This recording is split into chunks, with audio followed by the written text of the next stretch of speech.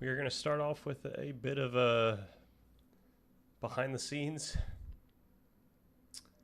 I messed up and I accidentally realized that there's something in the video that I posted earlier today that was misedited. So like there was just a missing part or a missing piece of video of me reading through like a few sentences of the document. So I added that back in there, and now we have to now we have to upload a new video. We have to replace it, unfortunately, but let's see how this works. So let's first do this. All right, so this is going to be our clone. Let's just steal this. I know you can actually just copy this from previous videos, but you could just reuse details, and we might want to do that actually. Yeah, let's steal the title, description. Let's not steal the description, actually. Playlist, yep. Tags, video language, yeah, category, reuse, all that. We need to upload the same. Where is that guy, actually? Oh, I have to download it. Can I drag it in?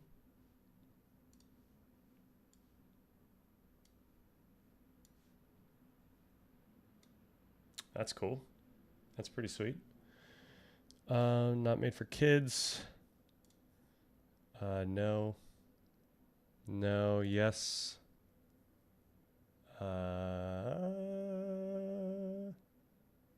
This is cool now. You could collab, and then I think it shows up on both channels, perhaps. Automatic chapters, that's fine. Featured places, we don't care. Automatic concepts, that's fine.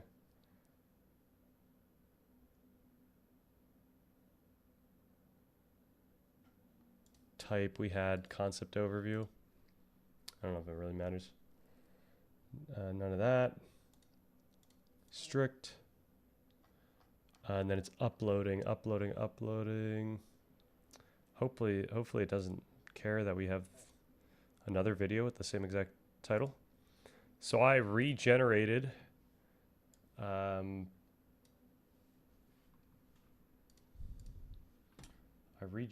the thumbnails for this thing.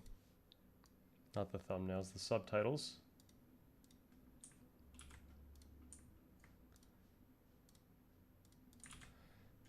So we should be able to. Oh, I gotta do this too. All right, never mind.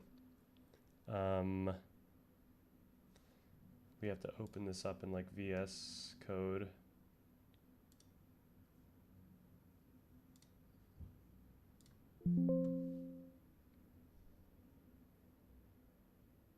Sure. So we just have to do one of these bad boys. We got to get rid of the speaker. Boom.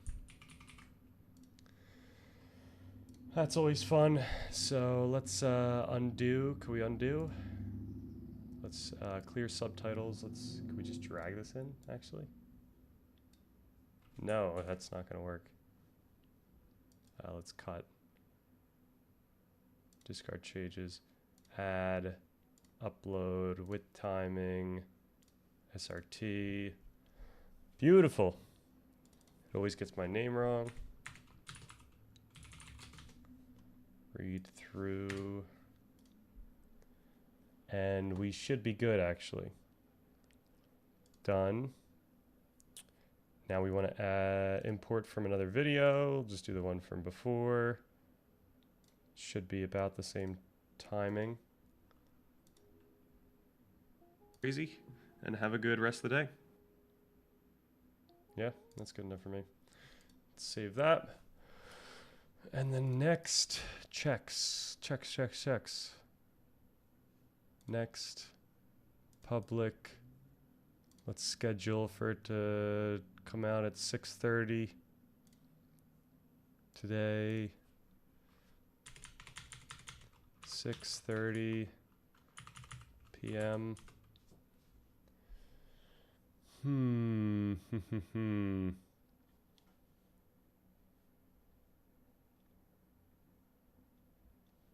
Will it happen in time, actually? The upload? Maybe 6:45? Because we want it to upload and then also render all the... Maybe 7. Let's do 7. That seems to be fine. Schedule that.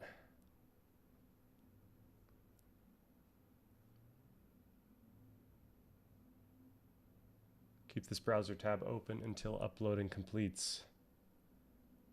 Okay, can I hit close here? Yeah, maybe we shouldn't.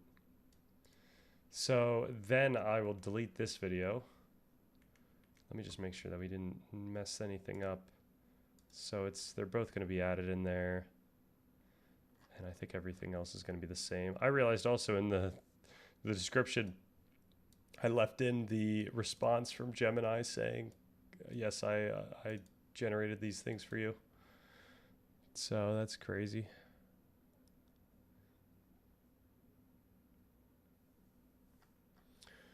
Okay.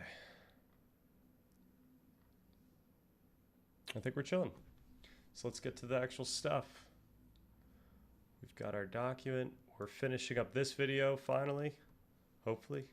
And then also, Dr. K made a video, I guess, giving a commentary on this video. I don't know. I saw that he made a video about literally how to find purpose in life, probably in response to how no one's able to make any movement in this discussion. So we'll see. We shall see. Can I actually... I want to get the right one here, so let's delete this. And let's just send in the real one. Nice. Okay, I think this is all good then. We can cut that. And I think we're good. I think we're just waiting on this upload, and then we're going to wait on the release. So I could calm down until we have to just delete the current video, which is unfortunate because we lose, like, you know, a few views, like 4 views, and we miss a like, we lose a like. That's unfortunate.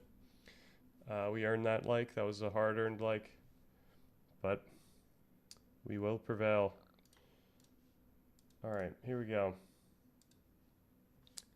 You personally, what makes your life full of purpose and meaning? I can't just jump. I can just jump there, but it won't make much sense, because what I would say is something like a recognition of the illusion of divisible selves, which doesn't make a ton of sense. I can explain unless you lay the groundwork, which can be explained in many different ways, and in fact is something which most like the Vedic tradition. It's one of the reasons I'm so attracted to it, and particularly the Upanishads, is because they seem to embody this idea. They're constantly banging on about how the individual self, the individuated person, is an illusion, and there is one ultimate self. They call it Atman. But are you going to have kids? I don't know. Do you want to have kids? I hope so, yeah. So you do want to have kids? Oh, yeah. Why? I'm not sure. It's coming right at him. I don't know. It just feels as though I've got... It's a bit like asking, you know... There's a literal explanation. If you ask me, am I going to have dinner today? I'll say yes. If you say why, I could say, well, because I'm hungry. But if you ask me, like, but like, why? Like, why? Why do you care about being hungry? Why do you care about satisfying it? These are crazy ways to answer these questions.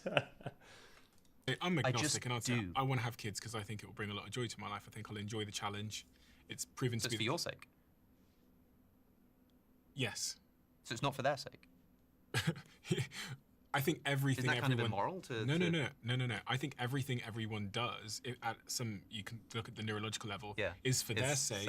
Self-serving. The reason why Dr. K works on that ward and saves the life is ultimately because it's... So then, in a way, I agree with you. But if it is true that there is this sort of thing called consciousness that the universe is made out of, and brains are kind of complex organizations of consciousness, then when you ask me, like, you know, what's wrong with harming another person on this worldview, on this materialistic worldview? Well, I think the material of the universe is consciousness, and I think that when I harm someone else, it could literally, in a fundamental sense, be a case of self-harm.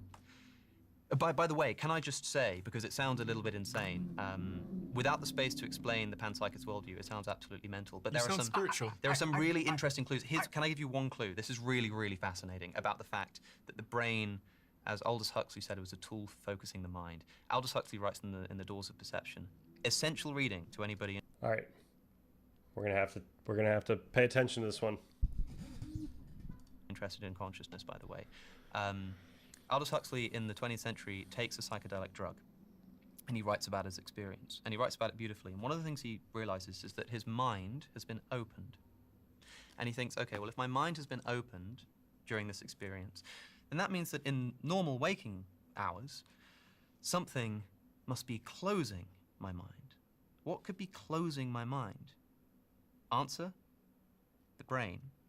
He concludes that the brain is a tool for focusing the mind. So,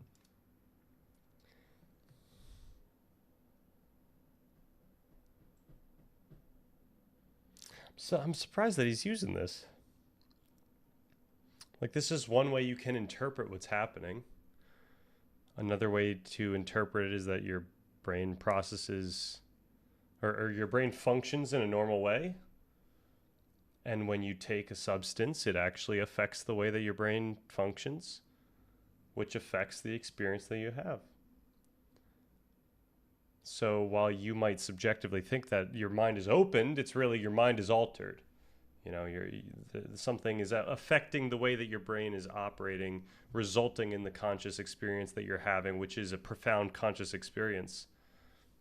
But yeah, why? Like, this argument he has relies on the interpretation of a brain being open. It relies on the subjective anecdotal, or not, it doesn't, that's not the type of argument I'm trying to make. It relies on the subjective interpretation of what's happening rather than the empirical interpretation that we can actually measure. So I don't know why he's letting himself do this one. I don't know why his conscience isn't jumping out with pitchforks. The psychedelic experience, this is before we'd done any scientific experiments on this. You can scan people's brains in like an fMRI scanner, right? Okay. So when you take a psychedelic drug, your experience just blows up, right? You start seeing colors you didn't know existed. You start experiencing things as if they were new. It's like the experience is unimaginable. So we've taken... people have like made analogies between being a kid and taking like psychedelics when you're an adult, in the sense that your brain becomes quite plastic, and you start, making connections that you haven't made ever or in years. And like you could describe this feeling as feeling utterly new. So yeah, I'm curious where we jump off. Taken people and we've measured their brain activity, and their brain activity is at a certain level, and then you give them a psychedelic drug and you put them in the MRI scanner and their brain activity goes down. Brain activity goes down as the mental experience expands and goes up. Okay. So I think the slight would be to assume that brain activity like correlates with like consciousness, in the sense that more activity means like more consciousness or something, such that you would see this type of thing as a contradiction to that literal straw man of a neurobiological view of consciousness.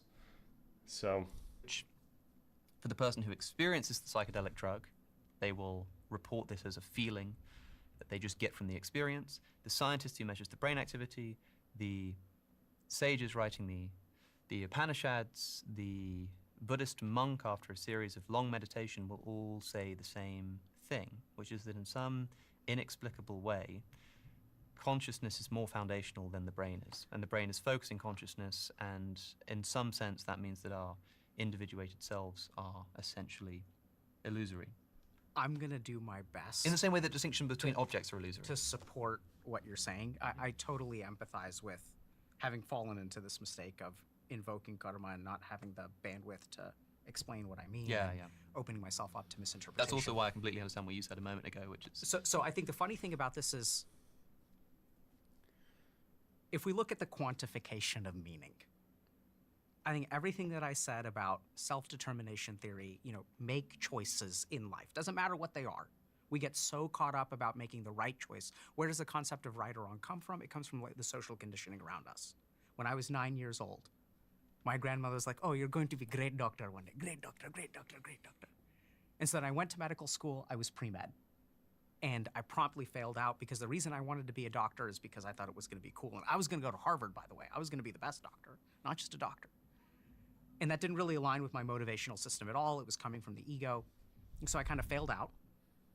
And then 7 years later, started med school. A few years later, that wound up, ironically, training at Harvard and being faculty there. And so going back to karma for a second, I share this example because a lot of times when we look at things that we think are bad, and I'm not saying that cancer applies here clearly, but this is what the meaning-making, the practical functional work of when someone comes into my office who was the result, who was sexually abused or something like that, how do we help that person? We make meaning. So for me, I used to think that there's no scenario in which a 2.5 GPA is better than a 4.0 GPA. That in school, getting Fs is in no way better than getting As. Now, years later, I realize that all of those experiences of suffering, of struggling, of having no meaning in life, playing video games for 20 hours a day, joining a fraternity when I was a freshman, which is lots of great times, made me the person that I am. And even if you look at the brand of Dr. K, the whole point was I was a college dropout and then ended up as faculty at Harvard Medical School. Amazing, right? So in this context, that a lot of times that if we the more we are zoomed into our life, the less we will see this broader perspective. And this is really fascinating if you look at the work of Viktor Frankl, because Viktor Frankl was a neurologist, went through the Holocaust, became a psychologist, and then he literally his work is something called logotherapy, which is how do we consistently help people make meaning in life? And he designed a system of therapy. And the first part of it is de-individuation, is the ability of zooming out from your thing. When someone feels like my life is falling apart, there's no point anymore. Why? Because I just got dumped and she's never gonna talk to me again. Zoom out a little bit. This is not the end of the world. Your life is bigger than this one thing. So the more that we zoom out from a mechanistic perspective, the more meaning we find in life. And what is the ultimate zooming out? Relationship with God, because now we're way out here, right? This isn't about you. This isn't about someone dying of cancer. This is about something that goes way bigger than you. So what I would say is you can do all the scientific stuff. It'll get you to 8 out of 10, maybe 9 out of 10. But, and this is what's so crazy, the scientific stuff, I am incredibly confident. This is cool, actually, because this is what we're going to have to deal with in part 3. I will actually quote him on this, just so that we have it in our minds this way. Bigger than you. So what I would say is you can do all the scientific stuff. It'll get you to 8 out of 10, maybe 9 out of 10. You can do all the scientific stuff. It can get you to 8 out of 10, maybe 9 out of 10. But, and this is what's so crazy, the scientific stuff I am incredibly confident I can defend. I can point to studies, we can talk about psychedelics, the default mode network, self-determination theory, logotherapy. There are tons of studies, radical acceptance, dialectical behavioral therapy, all of these things, acceptance and commitment therapy, all of these things have to... Oh, we should actually take all these things. Oh, man. Maybe I should get closed captions on this. This is what's so crazy. The scientific stuff I am incredibly confident I can defend. I can point to stuff. Okay. ... I can point to... Studies, we can talk about psychedelics, Studies, we can talk about psychedelics, the default mode network, self-determination. Default mode network, self-determination theory, logotherapy. There are tons of...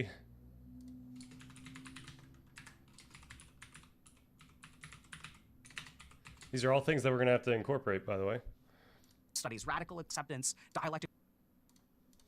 And he keeps going. He's helping us out. There are tons of studies, radical acceptance, dialectical. So one of the things to point out is that part 1 is also crucial because maybe it can do this last 1 or 2 out of 10. Practical behavioral therapy, all of these. Because it gives you the why. That and our discussion of morality, actually. Things, acceptance and commitment. All of these things, acceptance and commitment. So this is a different idea, so I'm gonna... Therapy, all of these things have to do with making meaning in the world. But if you really want to find that... ... But if you really want to find that... meaning, you keep on asking this question. I mean, you selected that question. Oh, he's going to change the sentence. Because you're looking for it, right? And you won't let him get away with some philosophical explanation. You're like, no, you tell me when you wake up, where is it? Show me where it is. Show me how to get it. Because you don't understand his shit because you've never had a direct experience of mine. And so you're like, bro, you don't know God. How do you find it? The desperation of like, no slipping away, Alex. No random stories and ending up in a, not random, sorry. No stories that end up in a delightful way, right? So how do you find that last chunk, that last way, that last... Let's actually start there. So how do you find that last way? Step of the way there. That last step of the way there.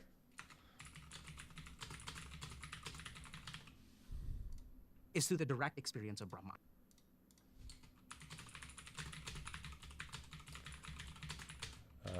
Brahman. So when he says panpsychism, in the Hindu system, we believe that consciousness is the foundational element of the universe. That Atman is Brahman. Atman is not Brahman. Well, consciousness is the foundational element of the universe. That Atman is Brahman. Atman is not Brahman. Well, sort of. Yes and no. Atman is individual soul. Brahman is the cosmic soul, the cosmic consciousness. That the fundamental thing that is out there is transcendent, and having a relationship with that thing is... Okay, then I'm gonna...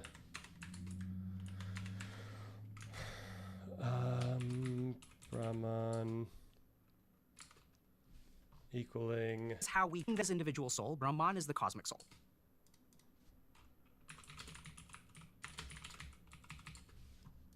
The cosmic consciousness. That the This is what we want to write down, though, this next part. Fundamental thing that is out there is transcendent, and having a relationship with that thing is how we get meaning. This is how we get a 9 out of 10 or a 10 out of 10 meaning. Because this guy has done something where he had this... And having a relationship with that thing... Experiencing the transcendent, and having a relationship with that thing is how we get meaning. This is how we get a 9... We get meaning. Now, I think what he's saying here, though, is still covered by some of the earlier stuff he said. The sense of self-direction, the stretching of the competence is kind of, you know, it's kind of that you're going higher than you thought you could go, or higher than you currently feel you are. So there is, you know, you could maybe get some of that. And then the relatedness part is kind of also there. I think that's where the transcendence comes in, where it's like, we all understand this. So to get the sense that other people are recognizing that you are going up and, you know, reaching towards the sky, and you're doing that willingly and voluntarily and deliberately. Perhaps that's what all goes together and answers the question here. Now, granted, we need to go into the research of all these things. I got to learn it myself. I'm just writing this stuff down so that I know where to go. I know what to look for when the time comes. And that time will be a long way away. Introspective extrovert, what's good? Is there such a thing as atheist apologetics? What would that mean, actually? I actually don't know precisely what like apologetics would mean in that sense. What would atheist apologetics mean? Would mean the systematic defense and rational justification of atheism. That is, the use of reasoned arguments, evidence, and philosophy to explain why belief in God is unwarranted or false, and to defend atheists against criticism. Are you asking, like, are there people that do this, or are you asking me if essentially if I can defend atheism? Which in some sense I really can't, and in some sense I kind of could. I feel like agnosticism is the one that you could most easily defend rationally. Now there's also the, kind of in this discussion there's this more practical discussion of like, if you can get yourself to be not an atheist or agnostic, it would actually be quite beneficial for you. I'm not here defending Christianity, lowering guards now.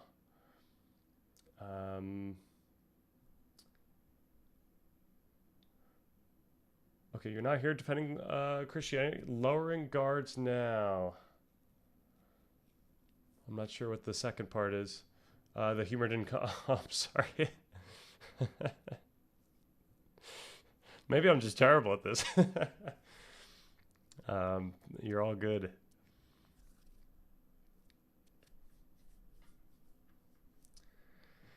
Yeah, I think there's been a few summaries of this discussion, and one is that it could actually be quite beneficial for someone if their goal is to, live a meaningful life, to believe that there is some higher being and whatnot. And then, yeah, let's go back to the atheist apologetics here. Defense and rational justification of atheism. Yeah, I feel like this would be, wasn't this like the new atheist movement? Actually, what was the difference between the old and new atheism? What was the difference between old and new atheism? Mainly concerns tone, style, and historical context. Pre-2000. Okay. Tone and focus, philosophical, moderate, and academic. Emphasize rational argumentation and metaphysical critique rather than public activism. And the new atheists are confrontational, activists, and popular, arguing that religious belief is not just false but dangerous. Wow. Okay, so then I would take what I just said back, even though I think what it is, or I think it was the case. Obviously, these are, I guess, atheist apologists, and they're, I guess, confrontational about it.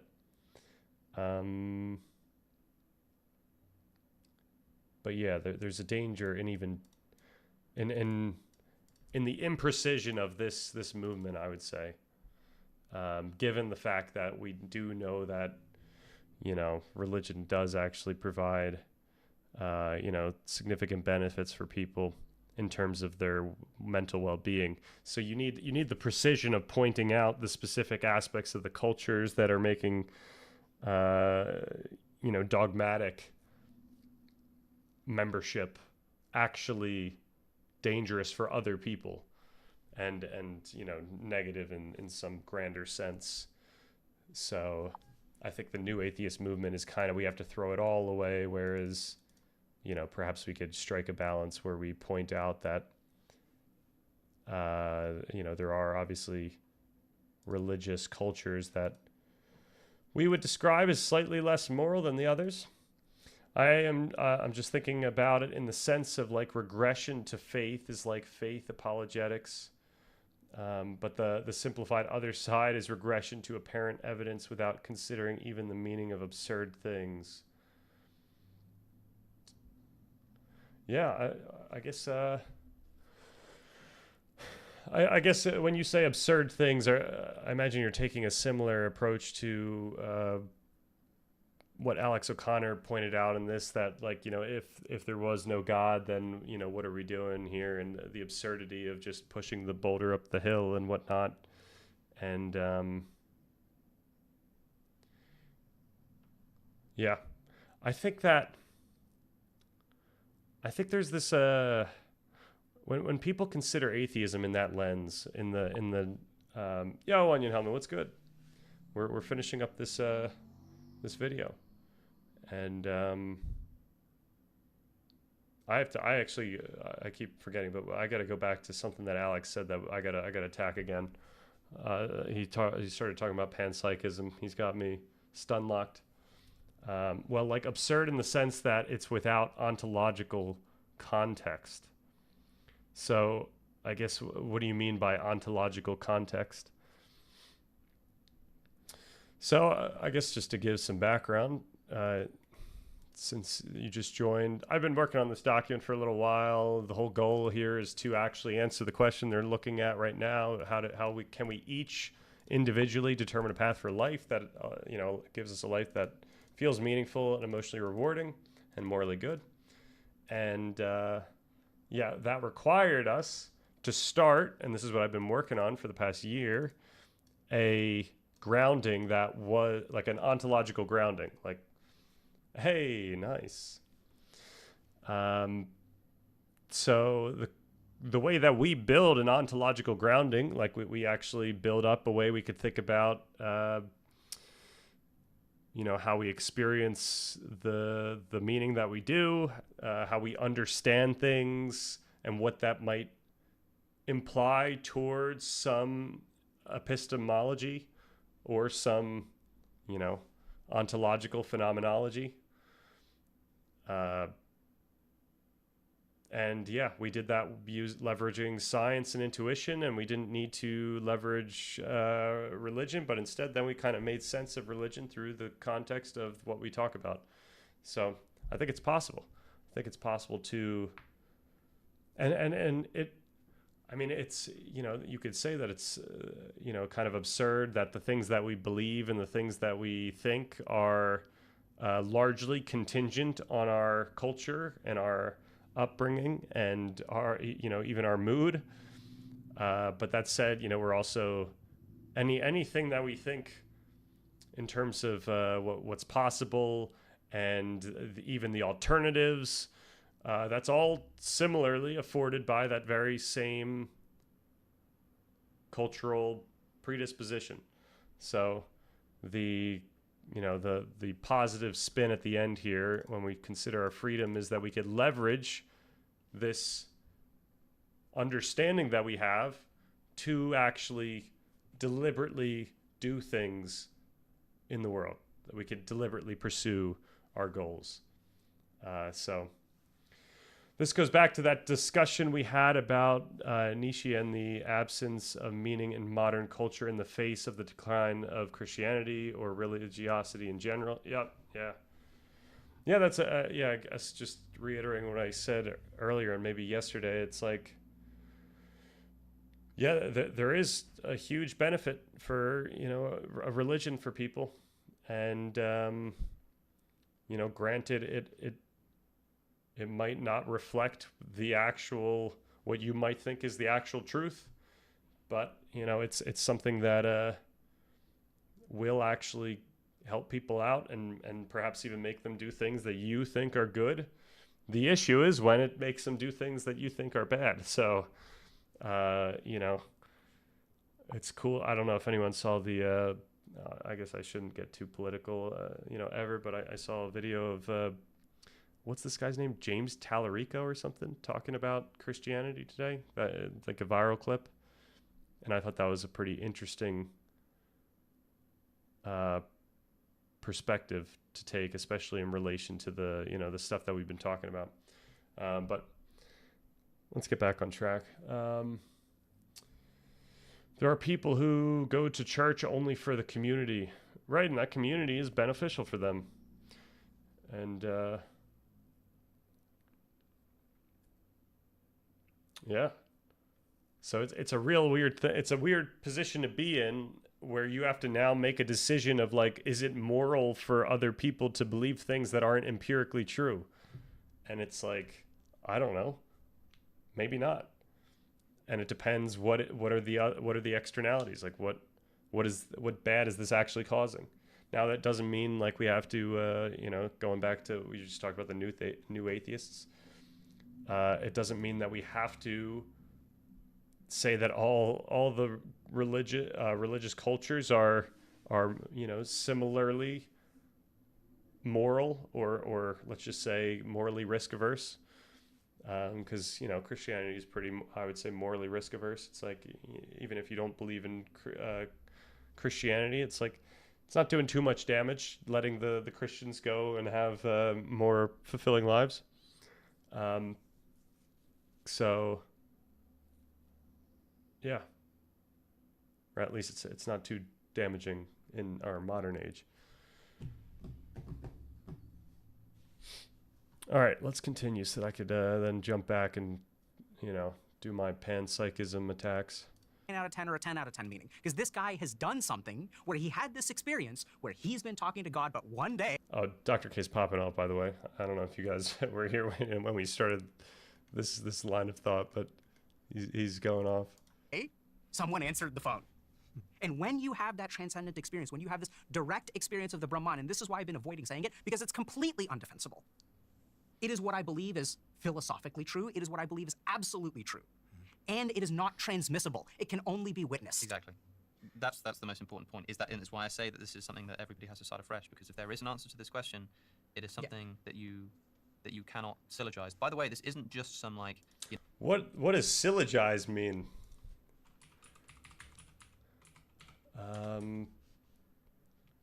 Put facts or an argument in the form of syllogism. Okay, I guess that makes sense. That's pretty. Yeah. In which a conclusion is drawn from two given. Okay. Yeah. So the thing that they're missing, though, or the thing that you could say is, if you were to get a sample of a bunch of people who do find their own larger than life target, whatever that is, whether it's religion or whatnot, then you ask them what it is you're actually looking for, and you get that survey from everyone. You could try to see similarities, and then you could do some type of meta-analysis on what people might be able to do in their own life, even if it wasn't necessarily a certain religion. Like, what can you actually apply to your own life to gain the same benefits that all these people seem to have gained through the thing that they found? So obviously this is still going to be an individual's journey, and it's not going to be a one-size-fits-all, but there's still something to be gained. It's not just like, you can't gain anything from the one witness, and therefore we're just in this state of, not being able to gain anything from this situation, which I'm a little worried that Alex has kind of been in that state during this conversation. Yeah, the question would be, you have all these different friends, and they're all doing, they all believe in something that you don't believe in, and they're all gaining this benefit. So try to abstract what they're all doing and figure out how you could possibly incorporate that in your own life that still abides by what you believe. So, yeah.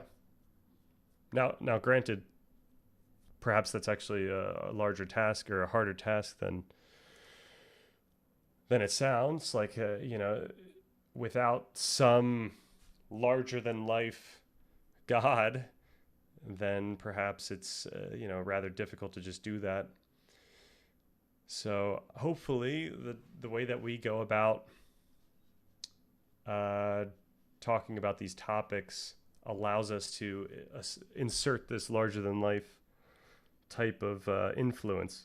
And what we can easily do is point out that instead of thinking about God as an external thing that, obviously affects things in the physical world, we can think about the concept of God as this brain that you don't understand, that does tell you when things are going right and going wrong, and it's something that you can ask questions to and get answers. You could reflect on certain things and get and if you were to listen to, mindfully listen, you might get something back. You could prime yourself to pay attention to a certain thing such that in the moment this thing will tell you when it happens.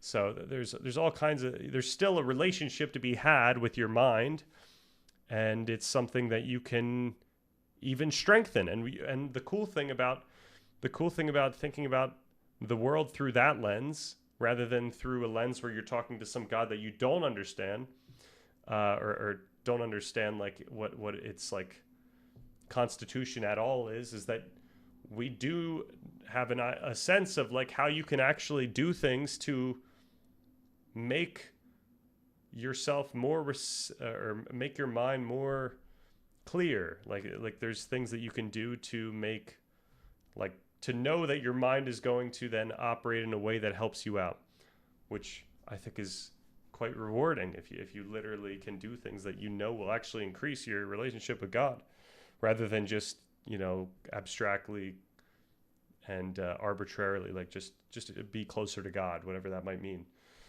Like, people are always obsessed over religion one way or another, but supposing the framework can be expressed as how social beings relate to the production of social systems, absurdity is really manifest in production. A fine artist self-produces work to their choosing with materials, a director with crews of camera people or otherwise, producers with money. Natural processes can form rocks and light them with shadows to make faces. To reduce with this absurdity is almost to increase. Is almost going to increase what? Oh, to reduce with this absurdity is almost to increase once you reduce. So yeah, I guess I'm still trying to figure out what absurdity would be. Like, what is this measure of absurdity?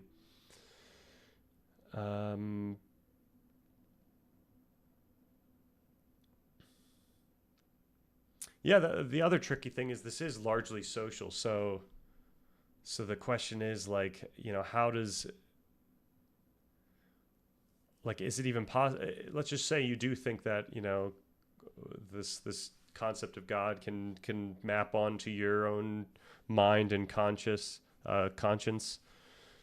like, without the fact that the other people could see what you're doing and see your progress, then that might make it more difficult for you to feel rewarded by whatever progress that is. But of course, that's a difficult problem. So I don't know. We're gonna have to go through all this stuff in like a year whenever we start doing part 3 stuff. It's just good to start talking about this now so that we're at least in the right headspace to consider what the challenges are going to be. You know, Hindu thing. Like, Christians say the same thing about their religious experiences. Oh, yeah. The ineffable quality. William James famously tried to identify the characteristic aspects of religious experience, and one of the most important was the ineffability, the inability to explain. That's what that means. Like, the inability to put into words and to explain and to say what it's like. And interestingly, some of my favorite examples of this throughout history. Now, I'm studying these things because I think it would be genuinely good for people to have this guide once it's done. So this is kind of a moral requirement of mine, unfortunately and fortunately, but you know, so we're just figuring things out, and hopefully we can, at the end, or I mean while we're going through, hopefully we can make a ton of content, we can spread the news far and wide, and hopefully it helps people out. Like, I mean, what do you do, what do you generally do? Well, I am a software engineer during the day. that's my job, but I do really enjoy this stuff. So it's this nice mesh where I get to do things that I think are actually like really compelling. Like, this is the most important thing I think I could possibly do with my time. And it's also the thing that I think would most benefit other people if I were to keep doing this. So it's kind of a nice overlapping of those two things. But it doesn't make as much money, so I have to live off the software engineering job and then do this on the time outside. And yeah, I guess don't tell my boss, but I would easily switch my job or get rid of that job if I could possibly work on this stuff all day.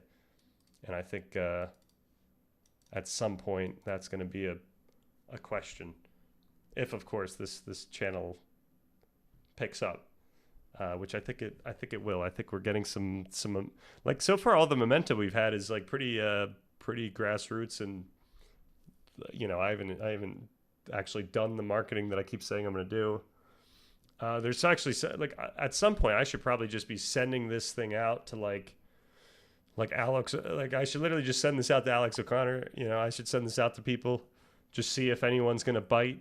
All we need is literally a single bite, and we're in, because the stuff that we have going on here is just too valuable. And perhaps it would be beneficial to wait until we have more stuff for part 2. But we're basically, I've said this before, but we're going to be like selling gold to people for free. So I think, you know, I think we'll be fine. With me and the marketing team, you don't have to worry about anything. Yeah, you gotta shake some hands. You gotta get some balls rolling. I suppose you could do all this stuff as a teacher. I guess that's the vibe I took, wondering if you were a philosophy student. Yeah, I think the premise is that I do want to improve as a communicator and an educator throughout this process, but I don't want to do this in a academic setting because it's just not as efficient. Like this, I think I'm always gonna do what maximizes outcome. This is very consequentialist. So the goal is to literally get as much clout online as possible so that we can educate as far and wide on things that would actually benefit people's lives. And so we've got a lot of research and work ahead of us. But fortunately, we did what might be the hardest part, which was that ontological grounding, the grounding of science and how we experience the world and all that. Oh, actually, I just got to check. Is this still uploading? Oh, no, it's checking. Oh, geez. So I posted a video, if you're interested, experiencing the moment earlier today, and then I realized that I accidentally left out 2 sentences in the reading, so then I had to re-edit and then re-upload, and now I have to delete my previous version and keep this one going. So there's that. But that video actually has pretty much, I mean, it's got a lot. It doesn't have the whole part 1, but it's got a really important part of part 1. Okay. Let me start at the top here. Send it to Jonas Seika and wait for him to make a video critiquing it. Would he? Because that would be cool. Is that what he does? Does he take recommendations and... Oh, this is CC. Okay. Does he just take recommendations and then critique things? Because that would be pretty fun. And that would also just get the clout. I think that would be worthwhile. Yeah, I know content creating definitely helps people with these types of topics. Nice. Did you see Sora 2? I did. I actually didn't look too far into it, but then I saw that Casey Neistat video of it today, and it freaked me out. I'll take your document to a professor if you send me a hand-bound copy. Yes, this is this Professor Professorson. I must meet with you. That would actually be kind of crazy. We should have there should only exist 5 physical copies, and have them sell on eBay for for huge amounts. We should make an NFT where it's the image is just the whole entire document, just with really, really small text. And it's all in there, and there's only a couple that people can own. But all right, that's honestly the world we're going to. Those videos look way more real than most big budget CGI productions, and we've only had AI for 5. Oh yeah. I think I agree completely. I think people don't quite understand what's coming down the road in terms of how AI is going to affect identity, like identity itself. The fact that people can make videos of people of other people's image in realistic ways, I think is huge. The fact that we're going to be able to, I mean, obviously we could do this kind of now. We can use AI to make writing in other people's image, to make ideas in other people's, style. Like it's we're going to have to go through a little bit of an identity crisis, as there's nothing like going to be all too special about someone's identity. We're going to be able to make actors that are better than actual actors act in performances that you wouldn't be able to do without a huge budget. Like we're going to the real question, the thing that someone's got to solve right now is, how do you aggregate material? And that's pretty tricky. And perhaps you could leverage some peer grading mechanisms. That would be kind of cool. But it's not going to be like, I mean, even Reddit's not the best, where,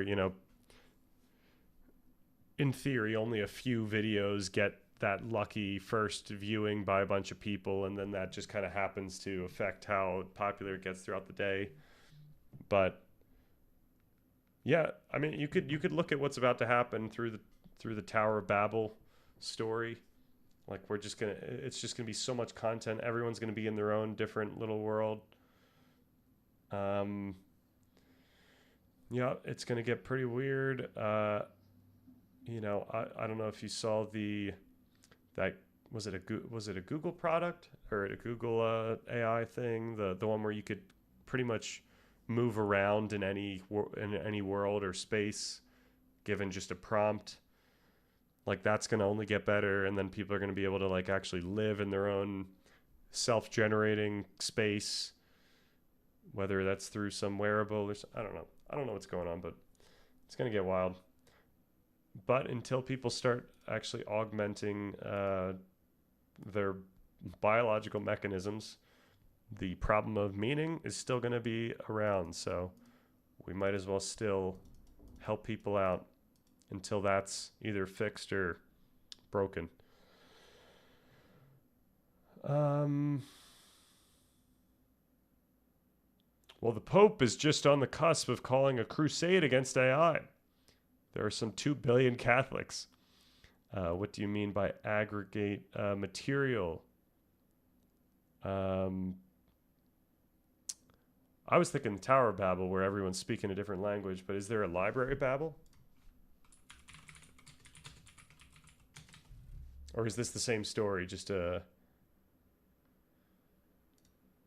Library Babel theory posits a cosmic library containing every possible book made from a finite set of characters. Oh, well, this is another issue, but... this pertains to the aggregation issue. It's like, how do you determine what stuff is actually worth watching? Like, we're going to be able to... with AI are going to be able to create some of the most compelling things you've ever seen, both in the sense of a story, in terms of visuals, etc. Something that you would describe right now as a 10 out of 10 movie if people were to make it.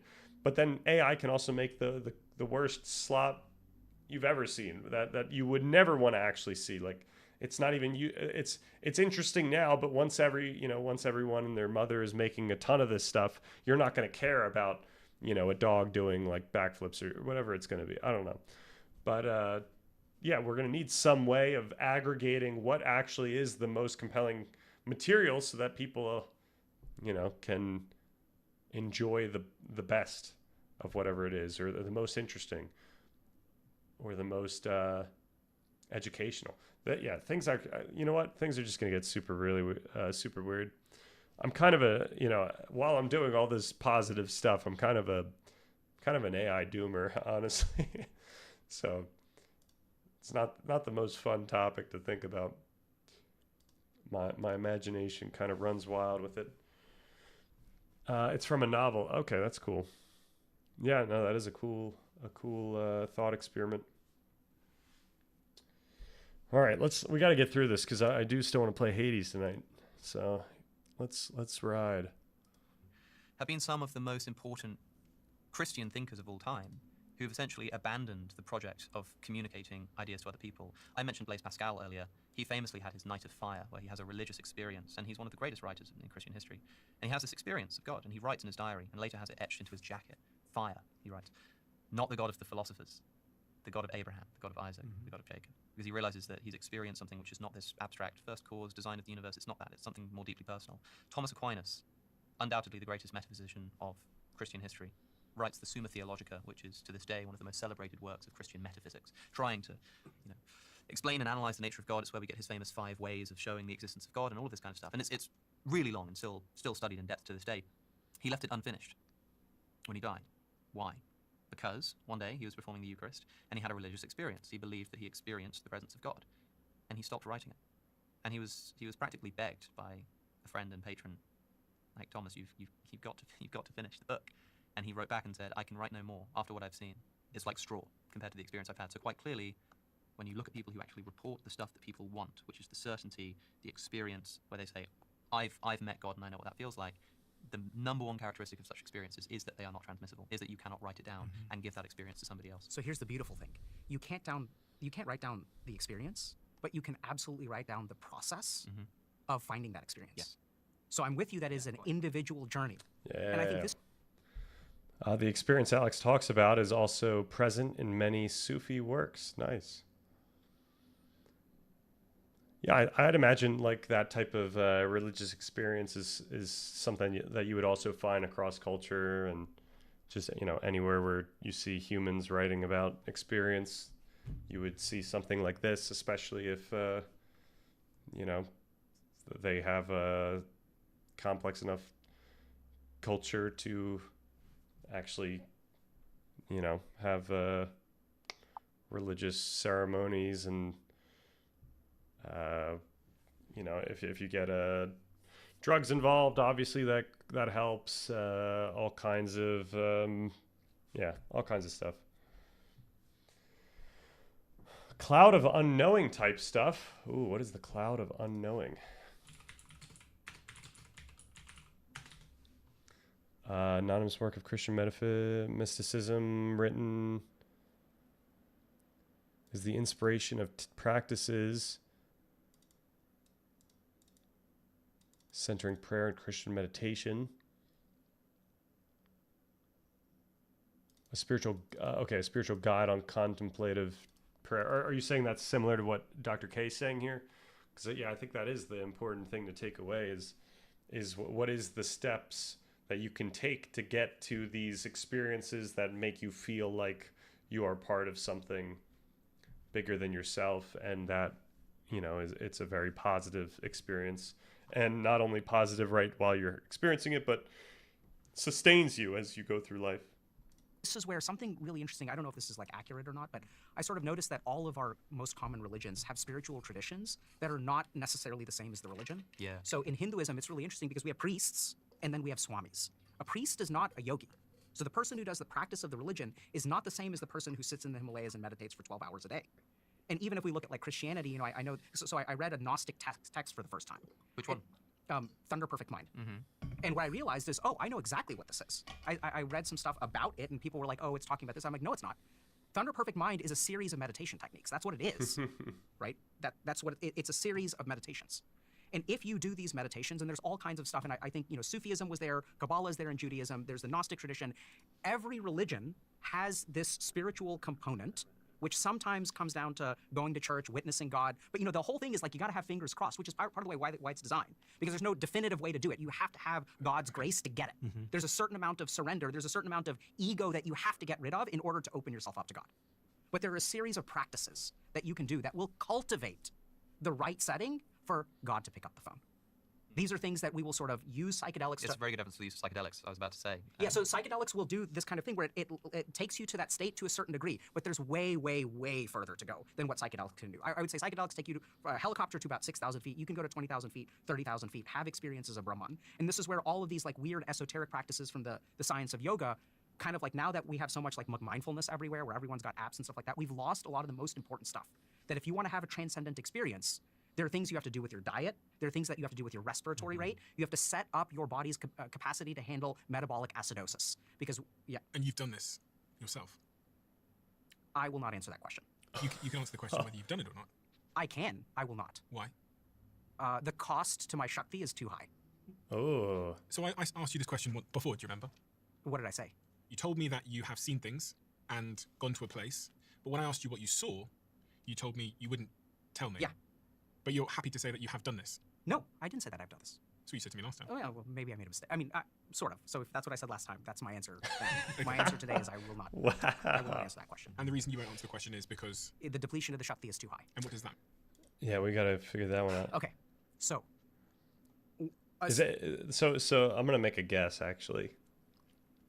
Like, it would affect his ego, not in like a, not in a colloquial way, but like it would affect his conscience or brain in such a way that would, hinder what his path is trying to go. Like it would hurt him in his dharma or something like that. And so, like that's the way I'm trying to empathize with this. But I'm curious what he actually says. Okay, so it sounds like I'm locked out the house. Like I can't. There are many reasons, but okay, so panpsychism. Locked out the house. There's this weird collective consciousness. That's the basic unit. I think we can easily call it God. A relationship with that thing. So I'm down here, it's up there. So the key thing is if we look at psychedelic usage, if we look at dark night of the soul, if we look at these moments of rapture where you go into church and one of two things is happening, either your psychological defense mechanisms are creating the ultimate cope and you're saying, now I'm healed, even though you're not, or you actually have a direct experience of God and you are transformed. What is the nature of that transformation? It is the loss of ego. That is the most conserved thing. We surrender before God. Before God, we are nothing, right? Doesn't matter which religion you talk to. This is where I think that there's like evidence of truth with a capital T, because human beings from all over the planet have done these explorations using the technology of our mind and our consciousness, and we arrive at very similar conclusions. So the beautiful thing is that when our ego is active in the most powerful way, it becomes narcissism. Also becomes things like depression. Still actually a very ego. I'm terrible, I'm pathetic, I'm worthless, the world would be better off without me. The focus is on me, me, me, me, me. It's hyperactive default mode network. So in order to connect to the divine, you need to dissolve your ego as much as possible. So the reason you won't tell me is because... If I say it, my ego will increase. You also will not. What will happen is you'll get an idea of it, right? The more I talk about it, the more that your mind will create a map. It's not about like... I want to be this egoless person in your eyes. It's like, I don't want to do something that's actually going to affect my brain, that's going to affect how my experience transpires for my own self. So it would be beneficial to not believe, I guess, you're enlightened in the same way. Even if you experience something that might be enlightenment, you don't want to let yourself think that you have now been enlightened. That being said, I'm curious why then do some of these people end up saying that they feel or that they are enlightened? Wouldn't that similarly assault their ego in a way that would now affect the way that experience manifests for them? But yeah, I feel like I have this like I can empathize this with because I feel the same way about a lot of things. Like, I find that it's just beneficial in terms of productivity just to not think that I'm doing enough or to think I'm doing really well right now, because then it's going to make my brain not feel like I need to do more, or it's going to make me feel more complacent about a certain amount of work or time that I have. So it's just generally beneficial to just not actually commit to some concrete meaning and instead let it still be open. And I think that kind of goes back to what he was saying about how when there's this thing up here, there's always that level of potential rather than knowing for sure what's going on.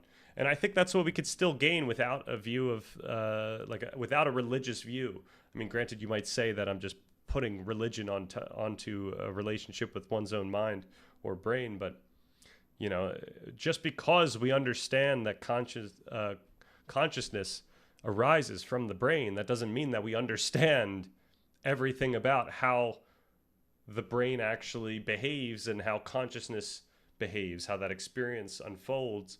And certainly we know that's the case with specifically like an ontology of, you know, our own understanding and the actual like the words that we know and the concepts we understand. Like we are constrained and afforded in ways that we really don't know.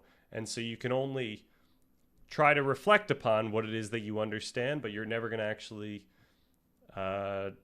cover the entirety of your understanding. There's always that gap, and that's the gap that, you know, you can say is a, you know, makes this relationship with something that is beyond you.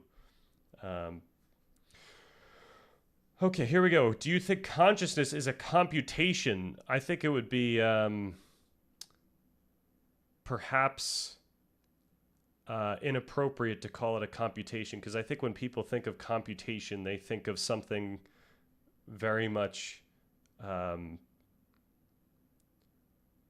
they think of things like computers, which is stuff that we do understand. So they think that it's something that's like within the realms of, you know, complexity that we can deal with.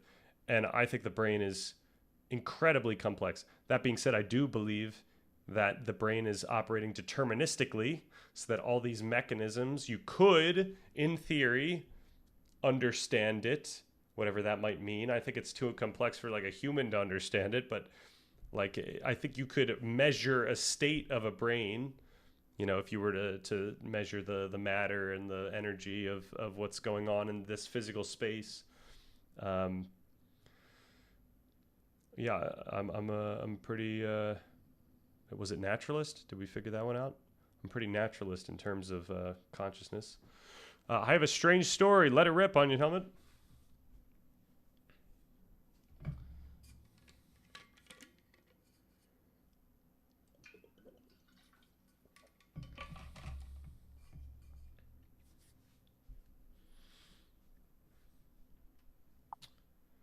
On the topic of religious experiences, I had yesterday a friend tell me that he visited an Orthodox church in 2020 and that he heard the door open and someone standing behind him.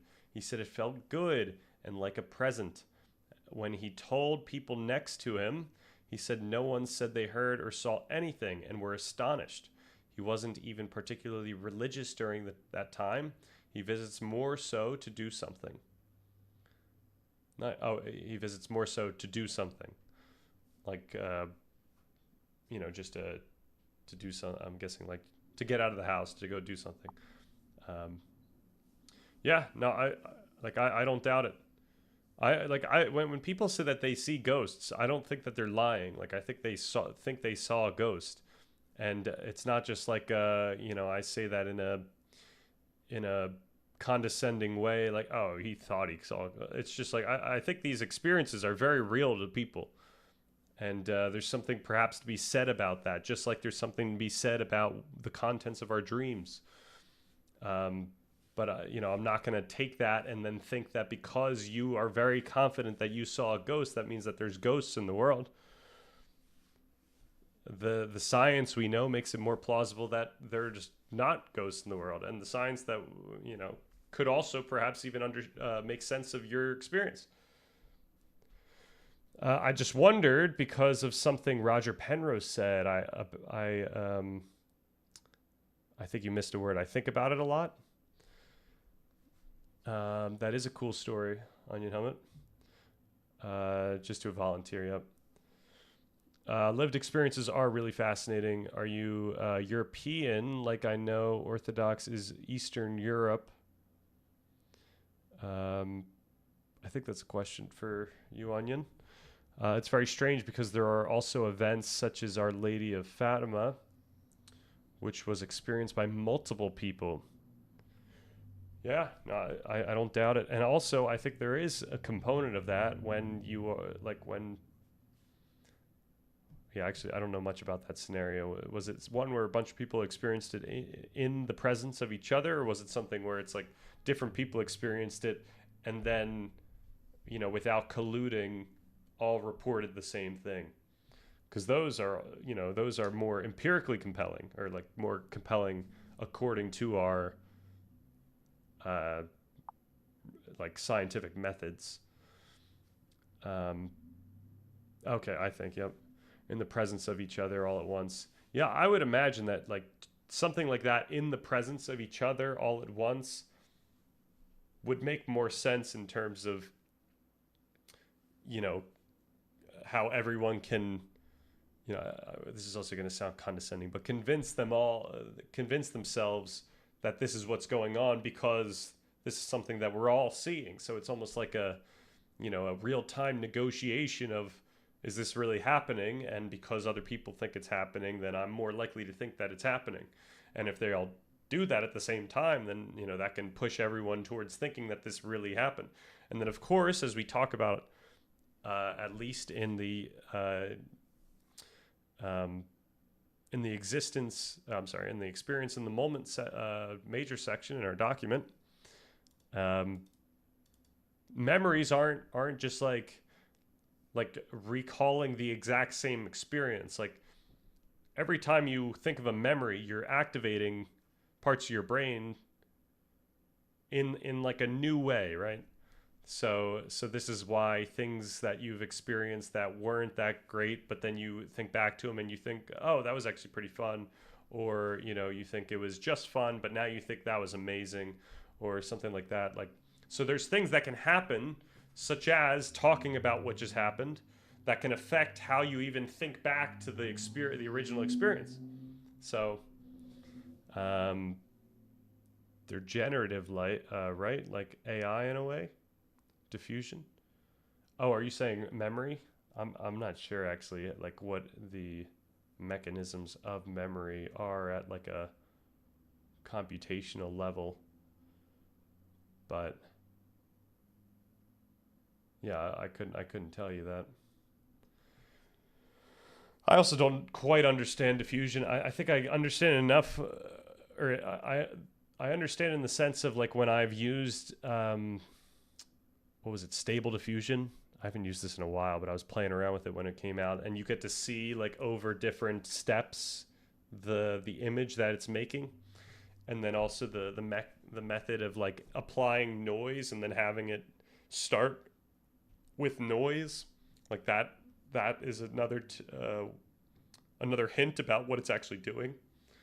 All right, we gotta keep going. We gotta get through this. Without experience. So I do not discuss my experiences in meditation. What I will absolutely say, though, and this is what I love about it, Alex said, this is the one thing we cannot stand on the shoulders of giants. You have to walk this whole journey by yourself. No one else can walk it for you.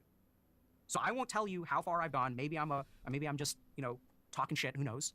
But what I will tell you is that you don't need the answer from me. Why are you asking me? Because you want to know, then you walk it. If you see the Buddha kill him, that's the meaning of this, or one interpreted meaning of this Buddhist koan is stop looking this is and start looking. Steven's gonna be like, guys, I brought you in here to figure out how to so that I could like figure out how to live a rewarding and meaningful life, and you're all not gonna tell me how you got there. Yourself. Do you think I could then sit here and say what your experience is not true? And I absolutely. Yeah. Of course. And I could pick it apart and stuff like that. Absolutely. So this is the thing that is there any value in that? From what? For me doing that to you. Of course there's value.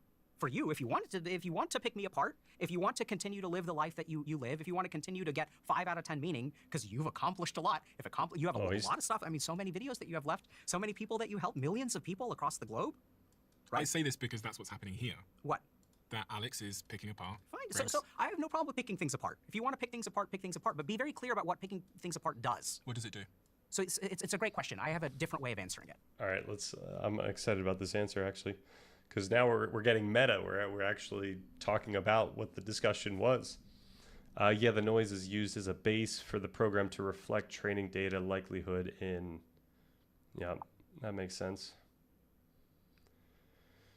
Yeah, I gotta watch those 3 blue.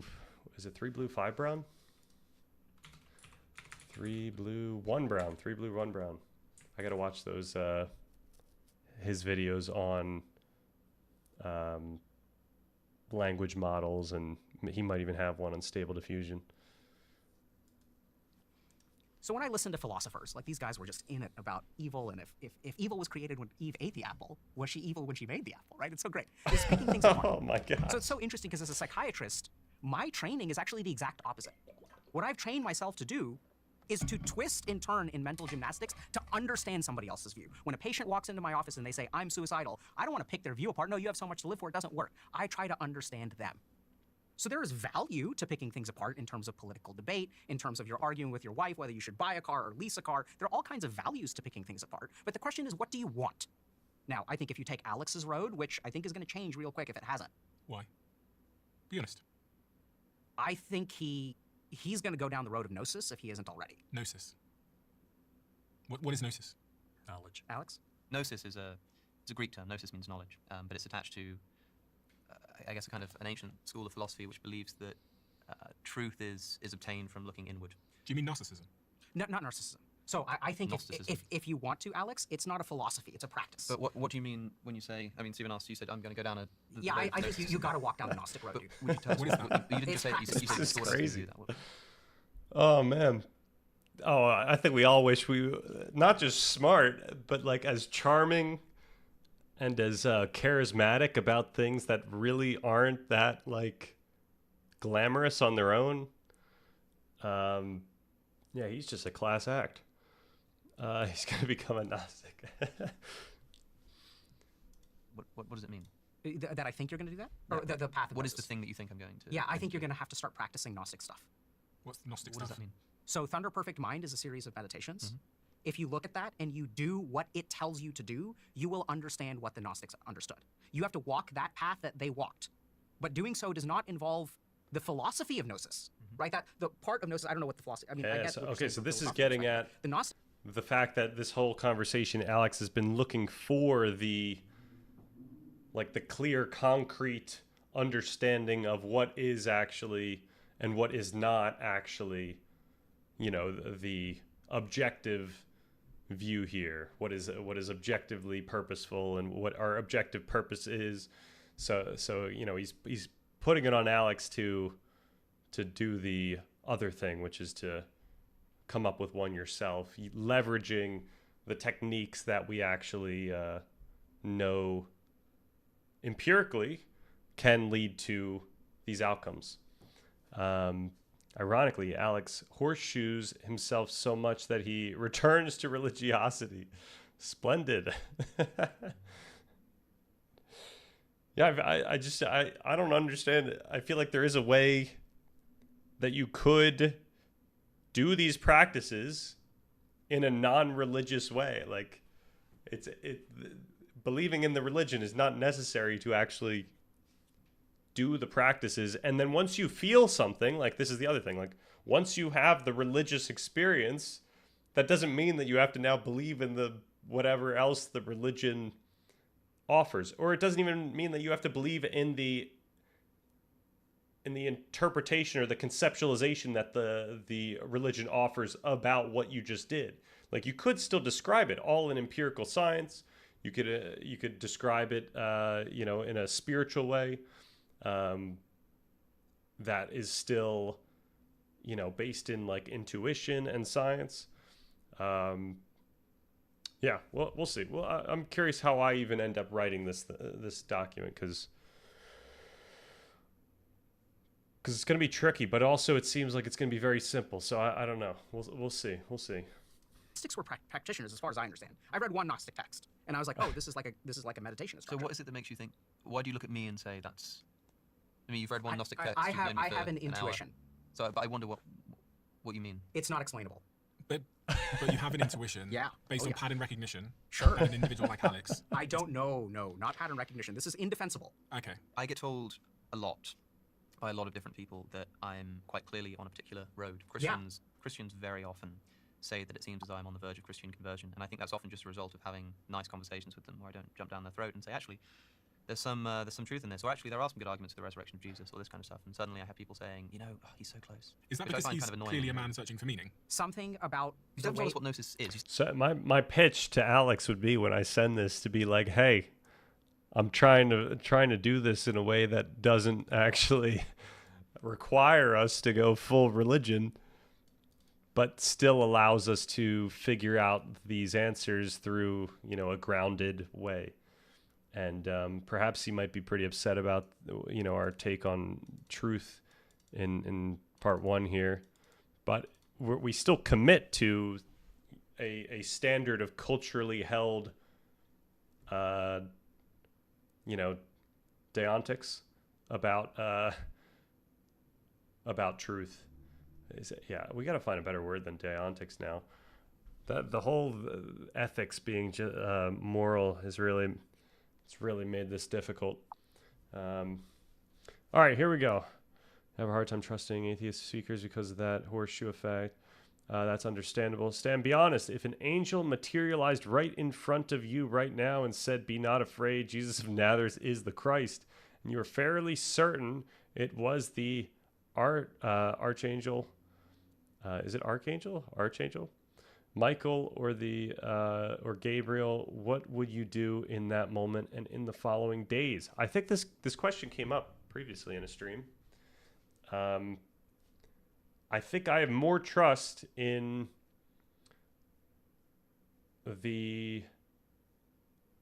like what I've learned and what I've known and the people I respect who, educate in empirical truths and whatnot, that I would think more likely that my experience was explainable through non-divine means than it being actually real. That said, if I teleported, right? Like if there was something where I straight up teleported, then I would think, I still probably wouldn't think that Jesus was legit. I would think that someone who has more technology and power than I thought is playing is playing something on me. Not just playing a trick for fun, but knows about this and then, is leveraging the fact that I know about Jesus and, they would do it in that way. Whether that is, I'm still pretty open to, I'm open to the idea of, how did you lose your VIP when you did a second text there? Is that how that works? I'm open to the logic of what is it called? Simulation theory, enough to think that if we find out that there was some creator, it was probably that more than a straight up God that we know about. I think it's very unlikely that if there was some type of creator, that it was actually one of the gods that we came up with over time. What we know about the development of the religion that ends up becoming Christianity, to me, makes it pretty plausible that that is certainly not what the creator is, even if there is a creator, right? So, maybe aliens come into the question. I'm not sure. But there's also the question of does it make sense for me in that moment to actually think rationally like this? There's a good chance that I do actually just get swept up and do what I currently think would be irrational, which is to give in to that belief. So yeah, there is a chance that I do just go straight Christianity in those days. I'm in a weird limbo where I'm trying to figure out what I believe when it comes to God. It's really bothering me at how the social effect of even religions that might not be real has social power to keep someone in, which is reflected in what I said earlier about absurdity and reduction to evidence.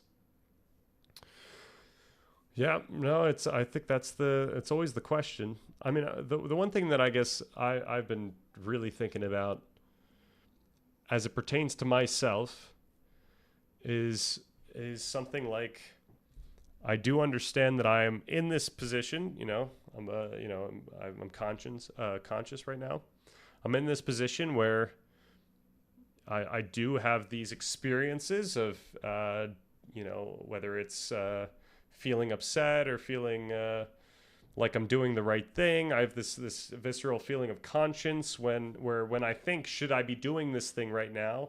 It tells me, in some sense, some gut feeling that I should or should not be doing this thing. Or, you could ask yourself, what should I be doing right now? So I'm dealt with this, with this thing. And I guess one thing to consider is we know that there's a huge correlation between the stuff we know about the brain and what I'm experiencing right now. So, I can follow certain paths, like similar to what Dr. K is saying, that will actually affect whether I feel, meaning in the world and whatnot. So that could be, pursuing exercise or pursuing some task, like doing this task. I know is a gold mine for positive mental health. It's something I feel like I should be doing, and as I'm going about this, I'm feeling good about it. I'm doing this regardless of whether or not there's a God, and that's because it's grounded in what I feel like I should be doing. It's like it's grounded in my moral framework, and so I feel like you can leverage what you feel like you think you ought to be doing in order to at least fill in that gap before you figure out what, which God is actually the one. I think people are looking for someone to tell them what they should actually be doing, but I think you have the tools at your disposal to consider what you could do right now that would make, perhaps you don't know it, but you might this is the thing, you might have an idea of what you could do now to make what you should be doing. So maybe you don't know what you should be doing now, but you know what you could do to make yourself better know what you should be doing.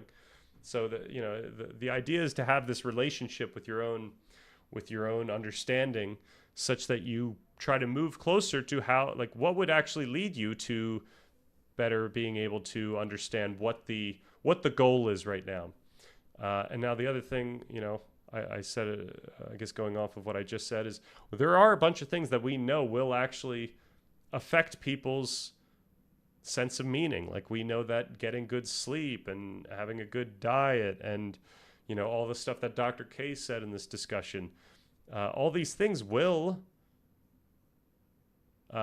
make it more likely that you experience positive emotions in your everyday, such that you can not have to deal with the existential dread that you might be experiencing. So perhaps, the plan is to consider what you should be doing, consider what you could be doing to make yourself feel better, and to tackle all these things at once. Now, what I'm saying right now is very, not well said, and this is what I need to be working on in part 3 for how to actually say this in a way that sounds good and makes sense and, is actionable and all that. But that's kind of where I'm heading. I don't know. I would be visiting the nearest church, whichever denomination I'm drawn to. Jesus of Nazareth is the Christ. Say no more, big dog. Homeboy said, if I teleported, I would think someone was playing a prank on me. Oh, there's the other thing of where I guess this is another idea of where I'm at right now. Answering your question, Onion Helmet, is even if I did find out that like Jesus was real or God was real and whatnot, that wouldn't change the trajectory that I think I should be going in. I can very easily think about my relationship with what I think I should be doing as a relationship with God in a very Christian sense. That's not very difficult to do. It's it kind of lines up with the religion pretty nicely. Having a relationship with God and having a relationship with your whether it's your mind, your brain, whatever's making you conscious, whatever is supplying you that voice of conscience, all these things can be mapped on really easily. So I would continue doing what I'm doing, and perhaps I would feel more motivated to keep doing what I'm doing, and maybe to even go full force on it. Perhaps I would ask a question when these angels came, and I would ask, hey, should I quit my job and just work on this thing more than I am? And I'll see what they say. So if anyone wants me to quit my job, you gotta dress up as angels, and you gotta fly into my window, and then you gotta make me teleport somehow and tell me to quit my job, and I'll probably end up doing it. All right, introspective extrovert says, that's the thing to assuming zero evidence needed for faith, adding evidence in exponents to get back to zero. It just means you negate the exponents. I don't think I quite followed the math, but I trust it. But yeah, I guess when considering people who are religious, it's not that there's like zero evidence. Like people are religious because of many reasons that are quite empirical to them. And it could be that people in their life that were also religious, who they know to be respectful and really nice people and really benevolent people who are charitable, etc. You know, they're deep in the religion, so that shows you that this is the way, like the way that's good. You know, it could be wrapped up in their memory of childhood. It could be wrapped up in their understanding of, you know, it could literally just be wrapped up in how, you know, basically what they learned. Like they might not realize that just for the fact that they learned about this stuff early on in their life is making it such that their brain is making them much more bullish about the religion than the idea of not doing the religion. It feels like you're breaking a rule when you're not going into the religion. And once again, you could think of rules and morality in like the same way. Calls on Chick-fil-A.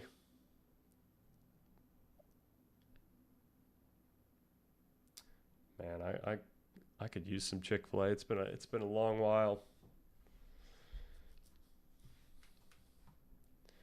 All right, let's keep going. I think we're not going to be able to finish this. I think we're going to be working on this video for a long time, and I still want to go back and rip through this panpsychism propaganda over here. You said it's a series of practices, but like what? So is maybe we'll stop here. How to remove the feeling of being lost in life. Oh, this is okay. Maybe we shouldn't stop here because this is exactly what you're asking about. Introspective extrovert. You know.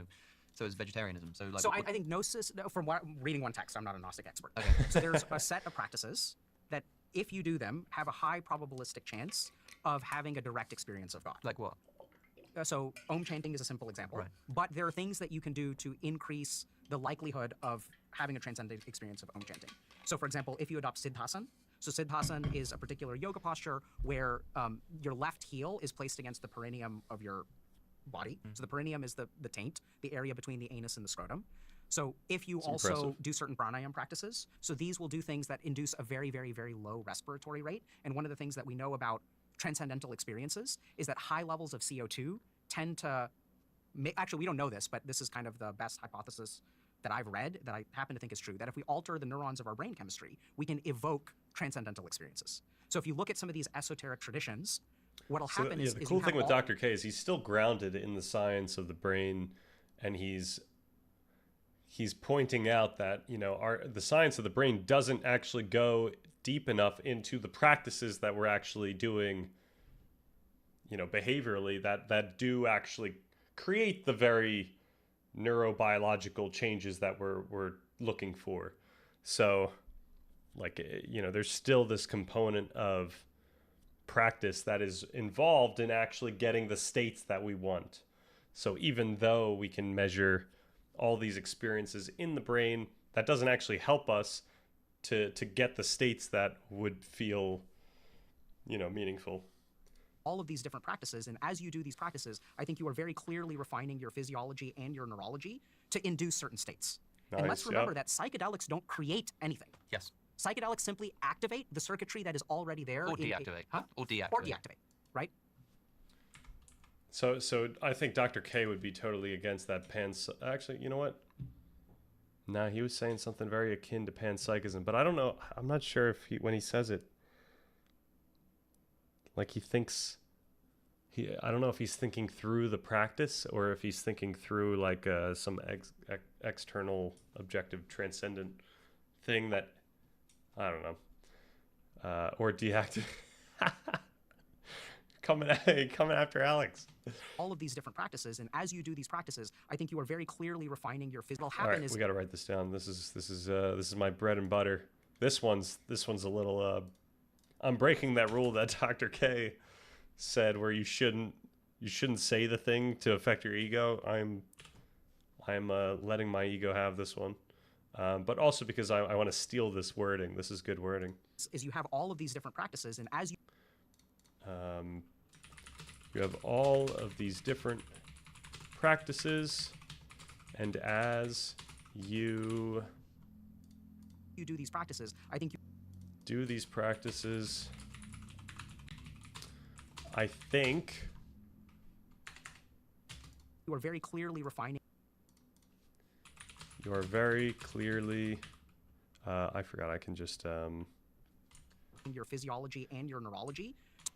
Clearly refining your physiology and your neurology to induce certain states. Induce certain states.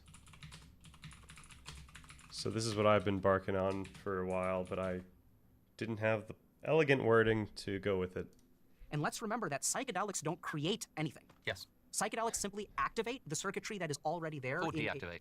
Or deactivate, right? But so, yeah, that's a crucial point to make. I'd love to understand why you think he's going to go down that path. Let's call it intuition. But I need something a little bit more than that. So you're saying... Okay, so I'll give you more. So in the system of... So can I answer truthfully or defensively? Truthfully. Which ones do you guys want? Truthfully. Truthfully. Okay. So in the system of Kundalini Yoga, there are 7 chakras. So 21 years ago, almost 22, I went to a teacher who taught me the first of a Kundalini practice, which is based on the Agnya Chakra. So the Agnya Chakra is your third eye chakra and gives you... It is the chakra that governs understanding.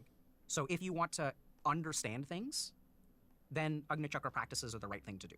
So many years ago, back in a former life when I was still an academic at Harvard, I was trying to develop an evidence-based meditation program for different diagnoses. And part of what I leaned into, and initial results were good, but never really, then I started doing this. But so as one example, there's this chakra called the Muladhara Chakra, which is our root chakra. So the Muladhara Chakra governs our primal impulses in life. So I looked at my patients with addictions and I was like, okay, these people have a problem with impulse control and they want something and they can't restrain themselves from getting it. So I wondered, can I teach them Muladhara Chakra practices to sort of basically like reduce their flow of wanting the basic things? And I found that that was efficacious. Now, meditation works for addictions, but the question is, can we do a specific meditation for a specific mental illness? So there's one study, for example, that looks at Anahat or heart chakra meditation specifically for depression because it cultivates like compassion and self-love and stuff like that. And they found, it's a very small study, hopefully we'll do more research in this, but they found that the effect was superior to other forms of meditation. So hypothetically, theoretically, there are specific meditation practices which work in different ways. And I teach a lot of this stuff in Dr. K's Guided Meditation stuff. But so there are these specific practices. So I specifically did a practice based on Agnya Chakra stuff, like intuition, right? So then like something weird happens, which is when I sit with people, I have intuitions about them. Now, is this real? Is this fake? Is it delusional? I don't know. You could argue that I'm just a really good psychiatrist with really good cold reading, right? But so if you want to know the real answer, like I'm not a great psychiatrist. People think I'm so brilliant as I'm not. I'm cheating. I'm using a layer of information that I don't think most people have access to, which I know is a completely undefensible claim, except if you do Agnya Chakra practices too, you will see what I'm talking about. Alex, if I were to ask you, but if someone's listening now and they feel lost in their life, yes, can target almost any positive trait. Dharmanam, yeah, you're the expert in house. Wisdom, compassion, love, equanimity, peace, gratitude, etc. Yeah, we have to look into all these different practices and figure out how we can utilize them effectively for everything that we talk about in part 3. So yeah, this is actually a good point. Like, not only should we talk about like the basic stuff, like the fact that meditation in general can lead to feeling positive emotions and whatnot, or it can activate the parasympathetic system. Is that it? We really need to dive into the semantics of what feeling meaningful and emotionally rewarding would be, and consider how you can actually leverage different tools to tackle the different things that might be wrapped up in these very reductive terms. So Mr. Kukla is currently thinking about the bomb-ass hot dog he had in New York. I think he maybe checked out once he heard about Yeah, actually, I don't know what. You know what? I think it would be very inappropriate for me to speculate why he's not talking as much as he is now. Maybe, hopefully, he's just like curious and he's listening. Hopefully, he's not, upset about the discussion with Alex earlier. Hopefully, Alex didn't scare him away by talking about panpsychism. It is a vast landscape, but we can measure the brains so well, so we'll get done eventually, right? By the will of God. Yeah, and the whole one of the main theses of this document is that as things come out, as we learn new stuff, we should incorporate that into the document, into the narratives that we come up with. So, yeah, if we find that there are specific methods for tackling things that we don't get in the first draft of part 3, then we will add them in, and that might be a lifelong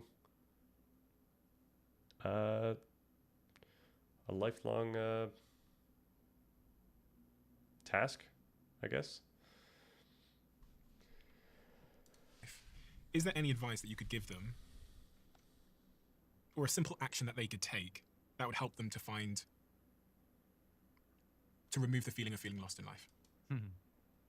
It's always difficult because it's such an individual thing that it's difficult to give advice writ large. Also because I'm no paradigm of meaning and purpose in life. I'm not some fountain of wisdom from which people can drink. So I wouldn't presume to do so. But if if they came to me as, I'm the guy on the camera with the microphones and stuff, so what do? I would say... Probably the reason a lot of people click this video. Yeah, I would say that, firstly, stop doing that. Like, don't stop clicking the video, everybody. Yeah, please don't. Like and subscribe. but stop thinking That's that my purpose. you're going to find some kind of teacher or guru who is going to give you the answer. Instead, the most valuable form of Guys, personal I think, I'm gonna guru is this somebody who's one. quite clearly also trying to do the same thing. There are people out there who think they've achieved certain things, they've found meaning, they've understood the truth, and you can learn a lot from them trying to explain their worldview to them. I don't claim to be such a person, so the only thing I can do is say, like, I'm actually doing this at the same time as you. So I can't give you advice from experience. I can't say, here's what to do to find meaning, here's what I did. What I can say is, here are some things that I'm trying. For example, I'm really interested by this question of consciousness and what it means to say that reality is fundamentally mental, and that we've made a mistake in thinking that complexity produces consciousness, and rather complexity allows consciousness to do particular things like memory and emotion and stuff like that. Right. So this was one of the interpretations that I looked into yesterday that I pointed out was not sufficient to describe or to explain why consciousness would arise, and make sense of consciousness. Like, just saying that complexity leads to consciousness is really not an effective, comprehensive argument at all. But there are other arguments that I just don't think Alex is either aware or considering. Like that. That's really exciting. And there are some implications of seeing the world in that way. Implications about the unity of experiences. Are you saying pursue answers? Yes, pursue answers, but also try to experience it as you get. Like, I kind of, depends who it is, and I don't like to say on camera exactly, but psychedelics can be really, really useful for a lot of people. What's going on? I drink you, Alex? What is that? What is that meaning?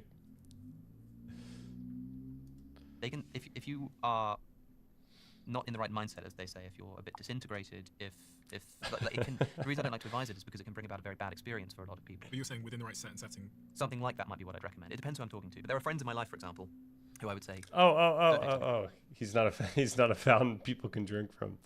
No, I do agree. Like, I feel like he's selling himself short here. Like, I feel like, he's earned the, what would I say here? Like, he's obviously spent a lot of time looking at these things. So he is saying things that, are actually probably pushing people towards thinking through these things in more clear ways. So, I would not undersell what the service Alex is providing here, the drink he's giving. So yeah, like, I would push back on him on that one and point out that I'm glad to drink from the fountain. psychedelics. You know, from my experience, I just don't think it seems like the right thing to do. But there are other friends who I would say, if you did in the right circumstance, I think this could blow open. Would you so categorize yourself as being lost and directionless? To some degree, of course. Yeah, to some degree, everybody is. Lost is quite a heavy word. Like when people say I'm lost, by volunteering that information, they tend to be implying that it's a strong enough feeling that they're troubled by it and want to make it known. Are you happy? That's why people say it. But when you ask, Are you happy? well, there are different questions here, right? Like, am I happy? I don't think he's going to be able to answer these questions. Yo, Zeos, what's good? It appears you are discussing how life emerged. I think that was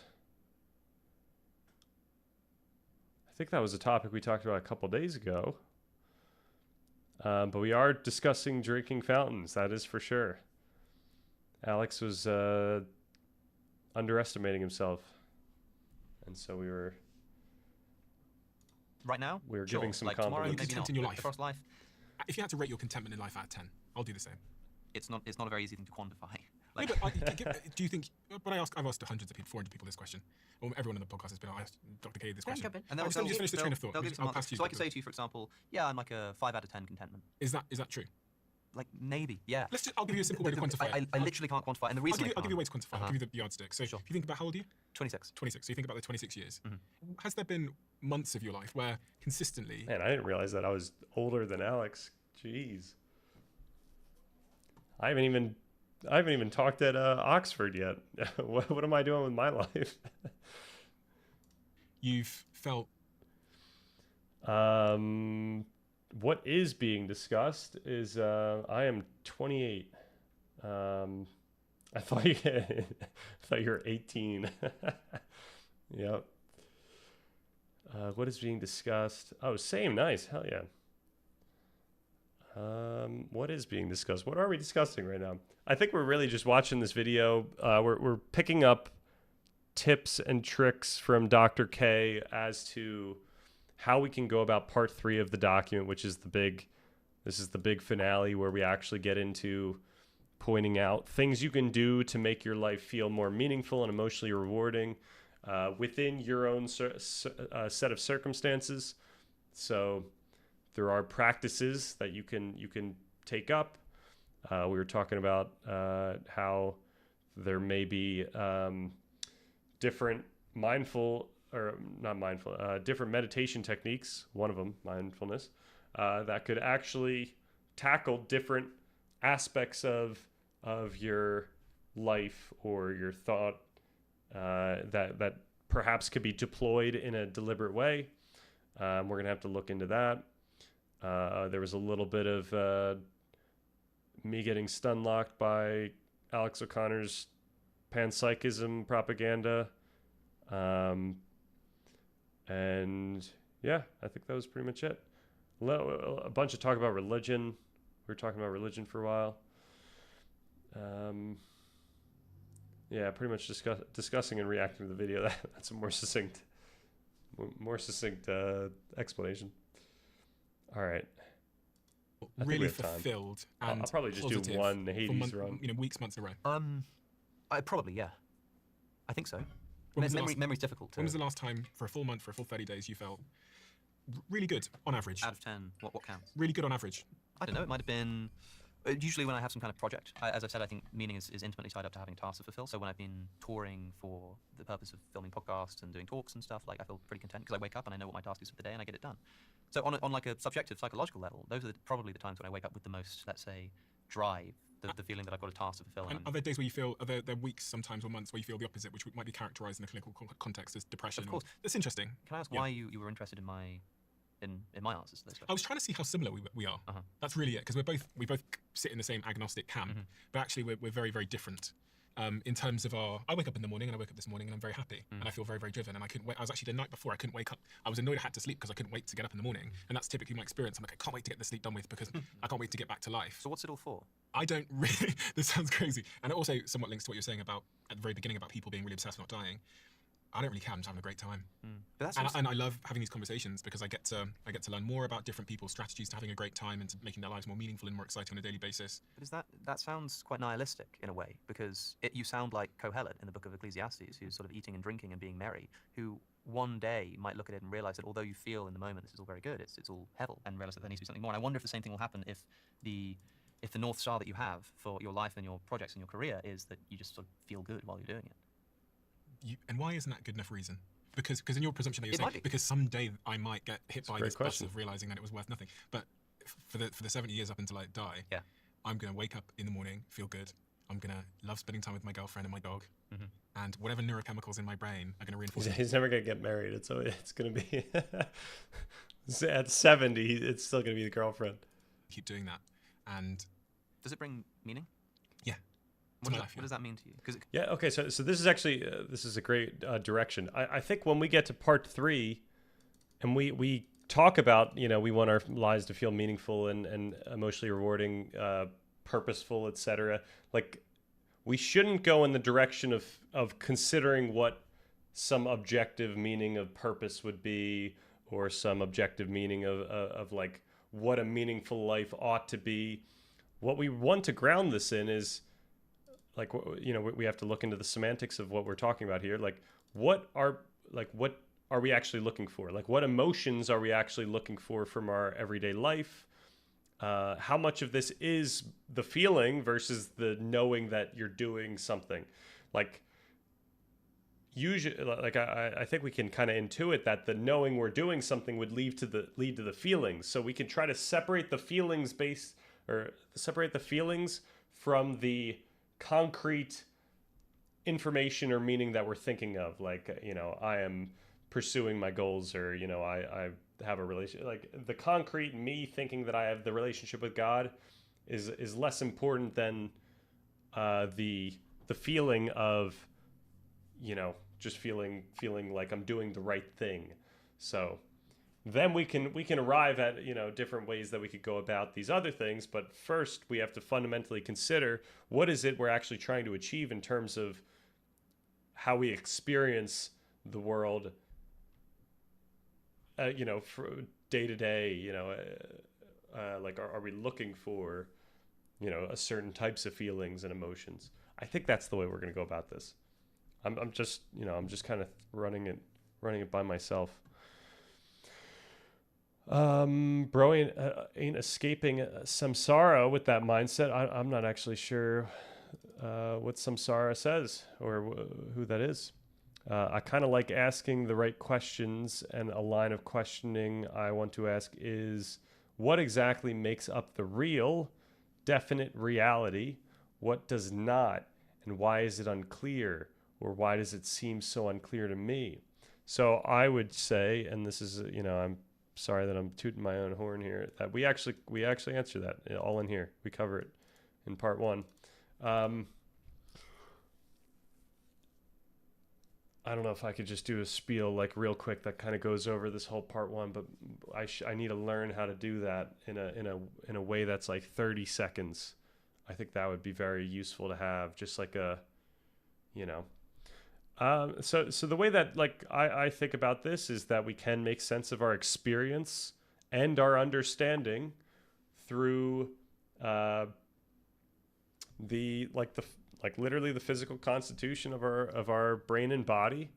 And then we can consider, then, why do we believe the certain things that we do? Like, why do we think that certain things are real and not real?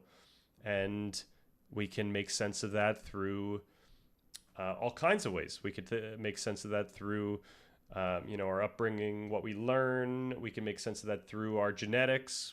We can make sense of that through our temperament. So, people who have high levels of neuroticism, tend to think about things in certain ways. We're not saying that we know exactly exactly what makes people think exact things. We're just pointing out that all these things probably contribute to what we understand about the world, and we can make sense of our understanding as, our memory, which, allows us to experience the world at every moment in some context. So yeah, so the things that we take away from this is that the concepts that we understand, like the things that we understand, is actually kind of changing from, it's rather dynamic. As we learn things and as we forget things and as connections in our brain are changing, as our memory changes, so too do the concepts. And really these manifest when we experience the world. So, this is why, and we make like examples like this in the document. This is why, like when you go back to a childhood home, you might be like, oh, that looks smaller than it used to be, or you see it through a lens, or you forget certain things, like maybe you don't even notice something that you would have noticed back when you were a child, or maybe you do notice something that you never even noticed when you were a child because it wasn't that important. One example would be for me was I went to the Liberty Bell in Philadelphia, and I could not. So I went there when I was a kid, and I remember when I was a kid, I was very bored at the Liberty Bell. I thought I had this thought that all there was this Liberty Bell, and then there was nothing else. But then I went back recently, and I saw that there's actually there's a bunch of walls of information, like just written information about the time, about what led to what event and where things were, and all this stuff I just totally did not internalize back when I was there. So when I think about reality, like what was actually there, it changed over time. Like it was a different thing. So obviously this is a very subjective view of reality. So I think most fundamentally that's the view. But then we can consider what this means towards society, and the fact that we have this idea of truth that is shared amongst us, and we can make sense of that as some type of equilibrium where, as we're all like learning and we're all, conversing and we're all negotiating meaning between each other, such that, when I'm using language and you're using language, we're communicating in ways where we each are thinking something slightly different, but what we're saying and communicating is practically, or what we understand and what we're trying to communicate is practically similar enough such that we are able to have the conversation. And if there was something that we did have a huge difference in terms of what we understood, then it would be pretty apparent, and we'd have to ask questions. Like it would affect the trajectory of the conversation. So we can imagine that societies are this like regulation process of figuring out what like a way in which everyone can like basically just live and survive with each other.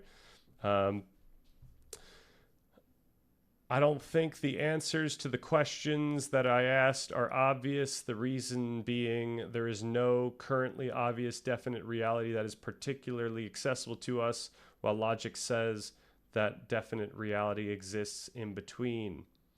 So the way that I usually go about answering these, like that question that you asked, is I would say, like, in the same spirit as what I just said, when people are given the term reality, everyone infers something different. So when given that, I don't want to just be like, it depends what you mean by reality. I want to actually iterate through ways that maybe people think when they see that word. And so when we hear reality, we might be thinking of the physical world, where we know that, it's made up of matter and energy, but we really don't know at the end of the day, not only what happened before the Big Bang, or we don't know what's smaller than subatomic particles. We don't know like what actually causes gravity, or like what it is. We don't know what happens at singularities. Like there's so much stuff that we don't know about reality in that definition. Then we could also think about, reality in terms of what people experience. But you know what? I kind of went through all this stuff in a video on the channel. It was the someone asked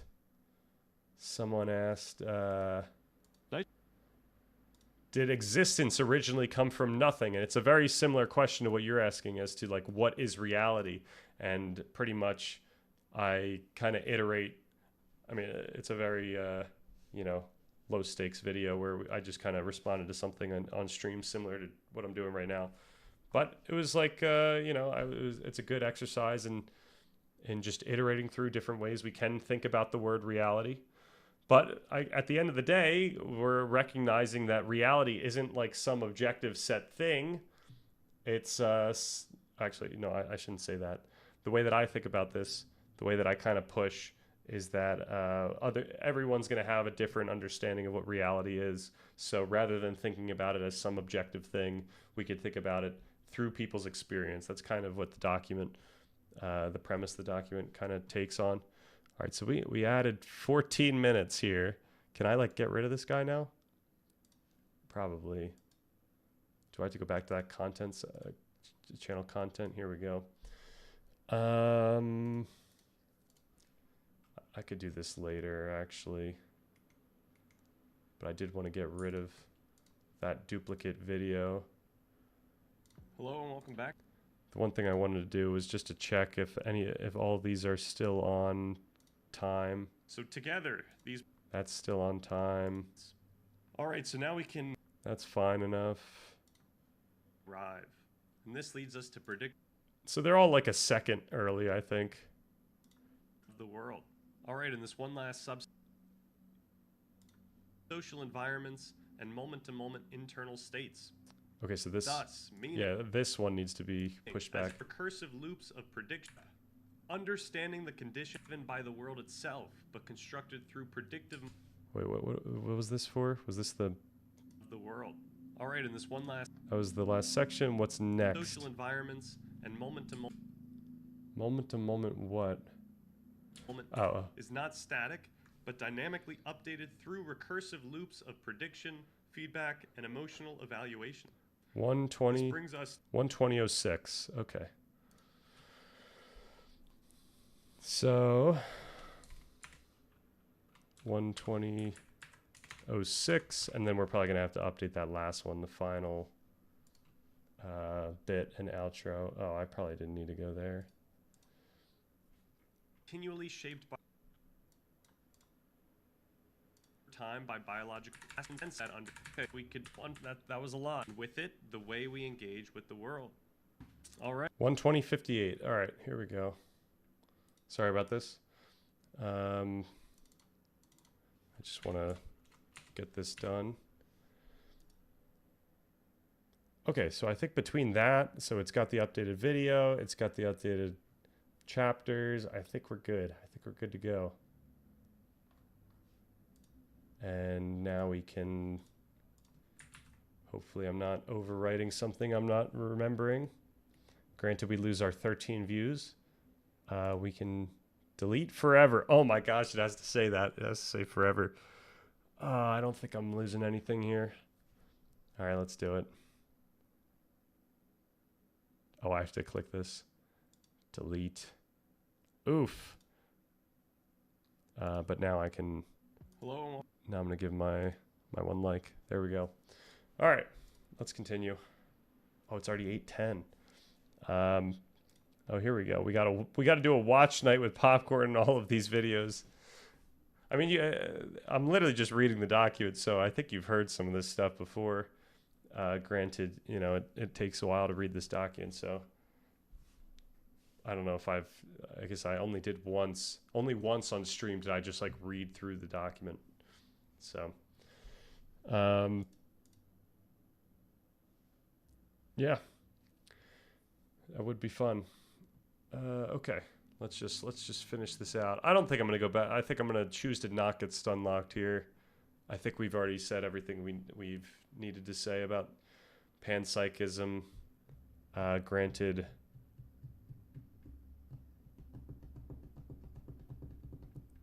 yeah, I was wondering if I should make a video now from our stream, me going through those panpsychism counters, but Because and the reason I maybe asked I'll that is just do that editing conceivably, later. you can imagine someone who's happy but their life isn't meaningful, and you can imagine someone who's suffering but their life is meaningful, like Yeah. a victim of the Holocaust. Or Whoa, something. whoa, wait, Someone what's going who's on here? Happy but their life isn't meaningful, and you can imagine someone. They're happy, but their life isn't meaningful. So this is why it's so important to figure out what we're actually looking for. Are we looking for the happiness, or are we looking for? I'd imagine what he would say is like, does the person feel like their life is meaningful? Like, does it matter if people self say that the life is meaningful? Is that what we're looking for? Is it that they just want to feel happy? Like, what is actually the thing that we're, like, if you were to be surveyed, you would say, yes, I'm happy, or yes, I feel like my life is meaningful. Like, which of these criteria are we actually looking for? The more effort and time I put into figuring out existence, the more I am convinced that it is more about what we are accomplishing and why. So, yeah, I guess when you say existence, are you talking about what makes you feel meaningful, or are you talking about some objective sense? Like, this is why it's really nice to always be a semantic stickler, or to just be very precise about our speech, and two, to ground this in subjectivity, where now we can easily point out why accomplishments do pertain to a sense of meaning and existential positive emotion rather than negative emotion. Who's suffering, but their life is meaningful, like Yeah. a victim of the Holocaust or something, right? A lot of parents as well. And so you've got the happiness part, but you also think that you've got sort of meaning. And what is that meaning, and where's that coming from?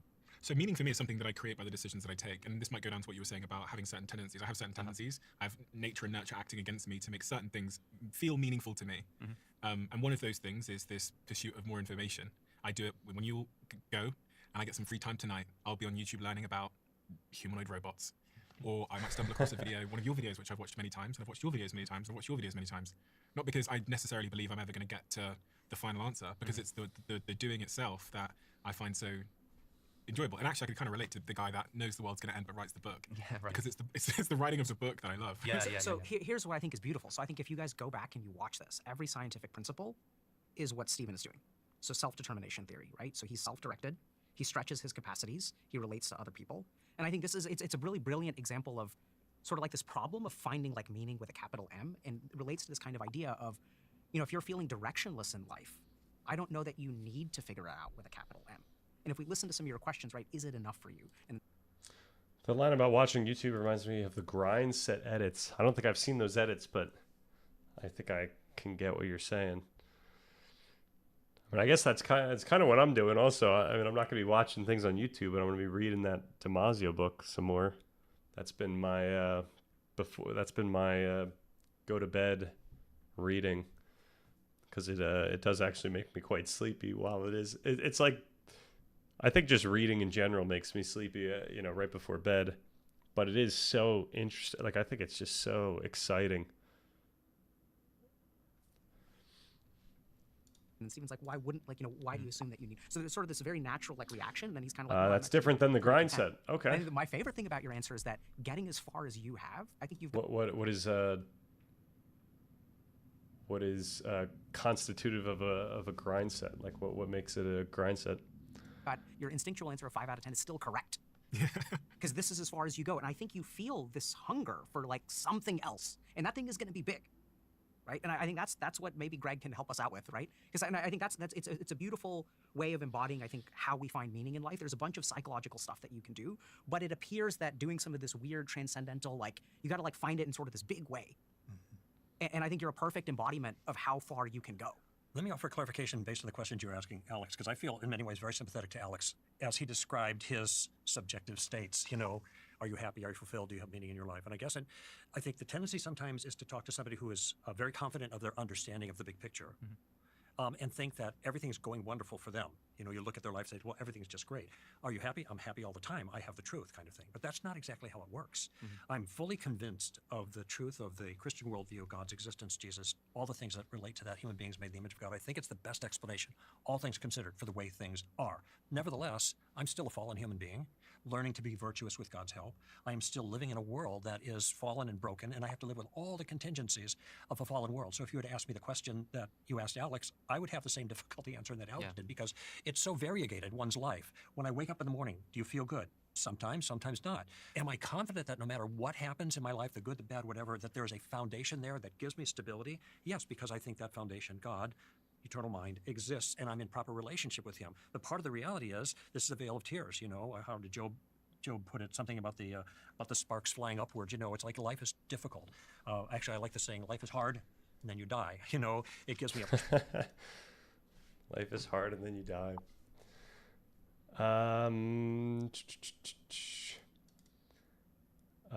K got cut from the title. K got cut from the title? Oh, here? What happened? That's terrible.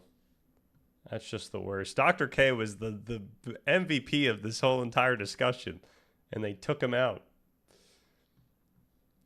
I guess that's what you get for bringing up chakras. What I imagine happens, and I don't know how people do this, right? You'll see like a video come out and you'll see its thumbnail change and you'll see its title change. I think YouTube does. I think if you're big enough, maybe this is obvious, maybe people just know this. If you're big enough, then maybe there's functionality or features for doing A/B testing on titles and thumbnails, so that YouTube figures out what is most likely to be the most compelling title and thumbnail, and then it runs with that.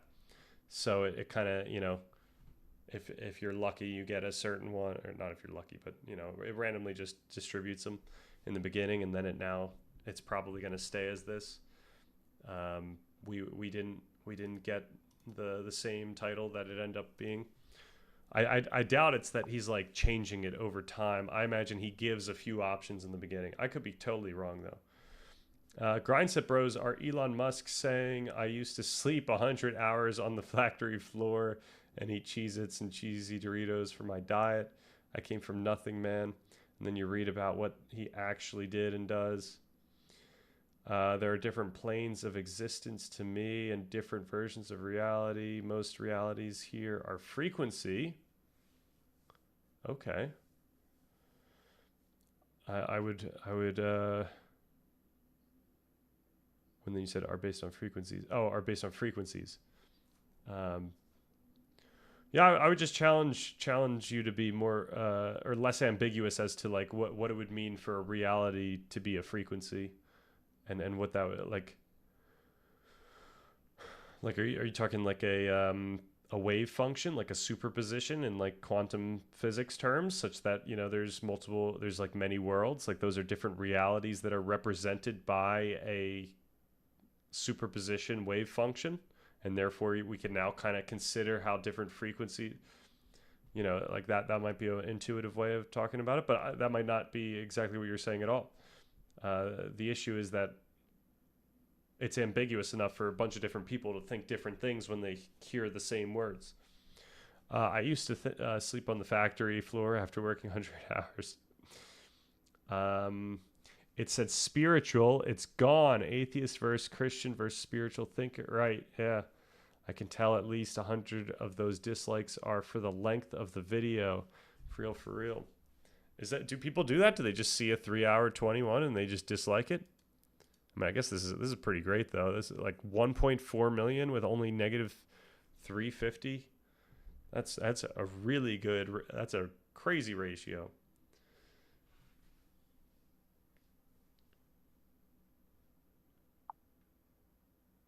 I'll give it the thumbs. I mean, it's a guess. perspective on things. Jesus himself said, in this world you'll have tribulation. Are you happy? That's the experience, but the underlying is give the cheer, Jesus said, because I have overcome the world. Steven, We're back to that questioning. Steven's crazy. He's just going, are you happy? And how you characterize it. You said earlier on that you felt there was a certain path Alex was going to go down, but Greg Not didn't. gonna go down. Should Okay. or something. It's ready for him. Okay, it's ready for him. Yeah. You didn't say Oh. that about Greg. Yeah. And so when you look at these two individuals, Yeah. and you think about contentment and happiness, and whatever that word is, can you feel with your intuition that Sort of. So first thing is, this is where I know it's gonna sound insane, but fucking tanking my brand right now because I used to be believable, I guess. But so first thing about intuition, right? If we look at intuition technically, I can't activate it, right? When you have an intuition, it comes. It happens. It happens. So that's what's so frustrating about this is everyone thinks like, okay, if you do Agnya Chakra Sadhana, which is this weird third eye stuff, then you can do this thing. I can't do anything. I am before God, and when God chooses to let me know something, that's when I get it. Yes. So I think that Dr. K is gracious enough and, what should I say, wise enough, knowledgeable enough to know that he can easily talk about the stuff that he's like his relationship with whatever this is through the lens of God, so that he can be relatable to the person that he's talking at the table with. Like, he's able to do this in a way that, you know, shows that he, you know, not only good faith, but that he understands what some of these tenets are. Now, granted, he doesn't believe in all the things that the Christian here believes in, like, you know, all the dogma that comes with the religion. But, you know, it is really cool to see him make those types of statements, like, you know, I listen for God, and God tells me something when he wants to. Now, if I had to answer, I think I am not surprised about the difference in baseline contentment between these two people, right? So if you were to ask, why do I relate to Greg in this way? Now, whether this is at a conscious level, He might believe in God, right? He did actually say something like that in the beginning of this, but he could have. The question is, like, what is the God that he believes in? And I don't know if it's. I think he might have said something along the lines where he didn't believe in the exact Christian God, but like he's, you know, it could still be God, whatever that would mean. Do you prefer if I answer your questions in a more technical, analytical thinking, or shall I be more direct?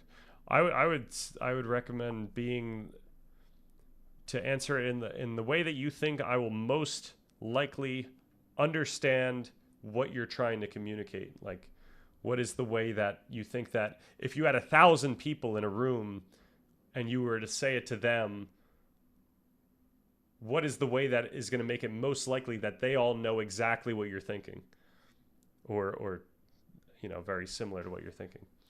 Deaf there in Hinduism. Who are we talking about? I think we were talking about Dr. K. Hindu God is like oneness, bliss, pure being, pure knowledge. But I don't know what he believes. Yeah, I'm not sure what he. I'm sure he says it in on his channel frequently, but similar to Aquinas' God, so sometimes they dry with Catholics. Interesting. Yeah, I meant, like, there's probably just so many not crossover, because that makes it sound like it's a crossover episode. There's so many similarities that it's just easy to consider through the lens of the other.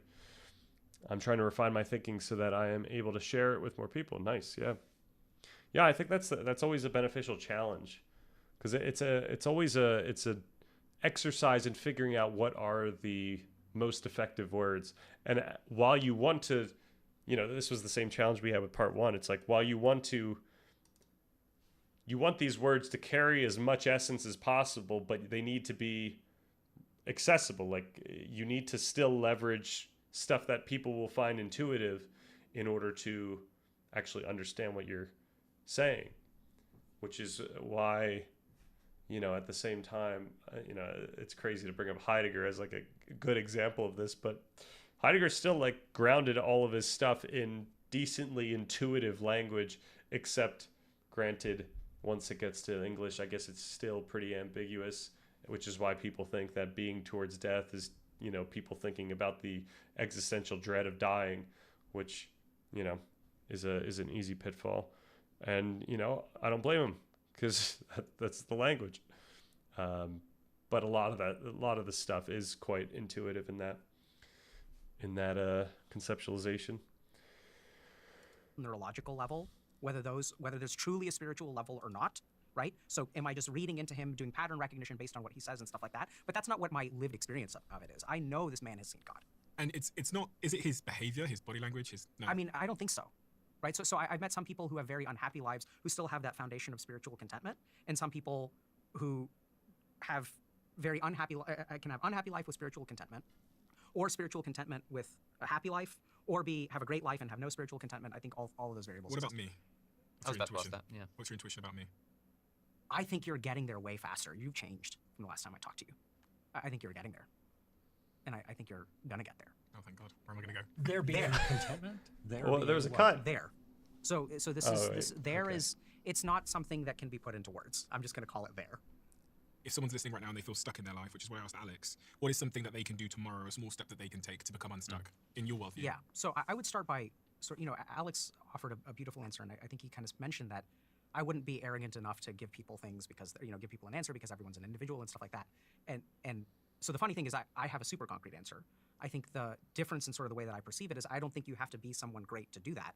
And that's, I think, precisely what sort of science tells us, right? Like, is that you don't have to be some enlightened being, and I don't claim to be that. I'm not a guru or anything like that. So I think it starts with understanding, first and foremost, that purpose, how do you know whether you have purpose? Something within you tells you, right? You can have everyone in the rest of the world telling you, oh, you're doing great, you're going to get married in a month, there's a baby on the way, you have a career, you have all this stuff, you should feel fulfilled. So the first thing to understand is it is an internal feeling. And then the question becomes, how do we find that feeling?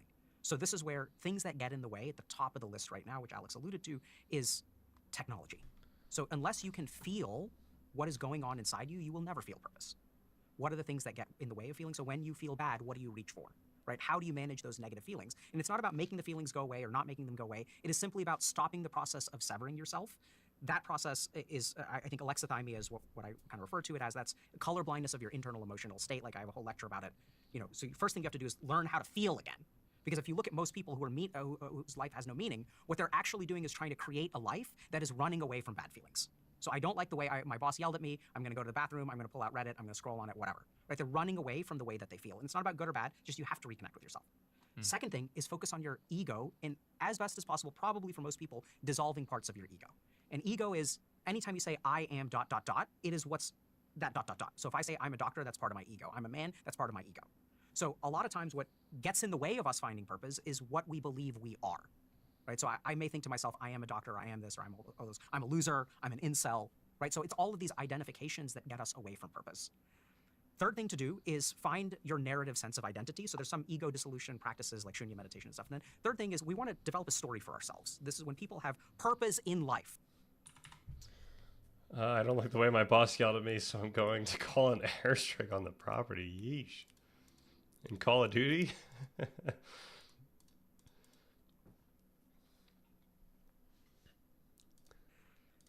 Which would probably work if you.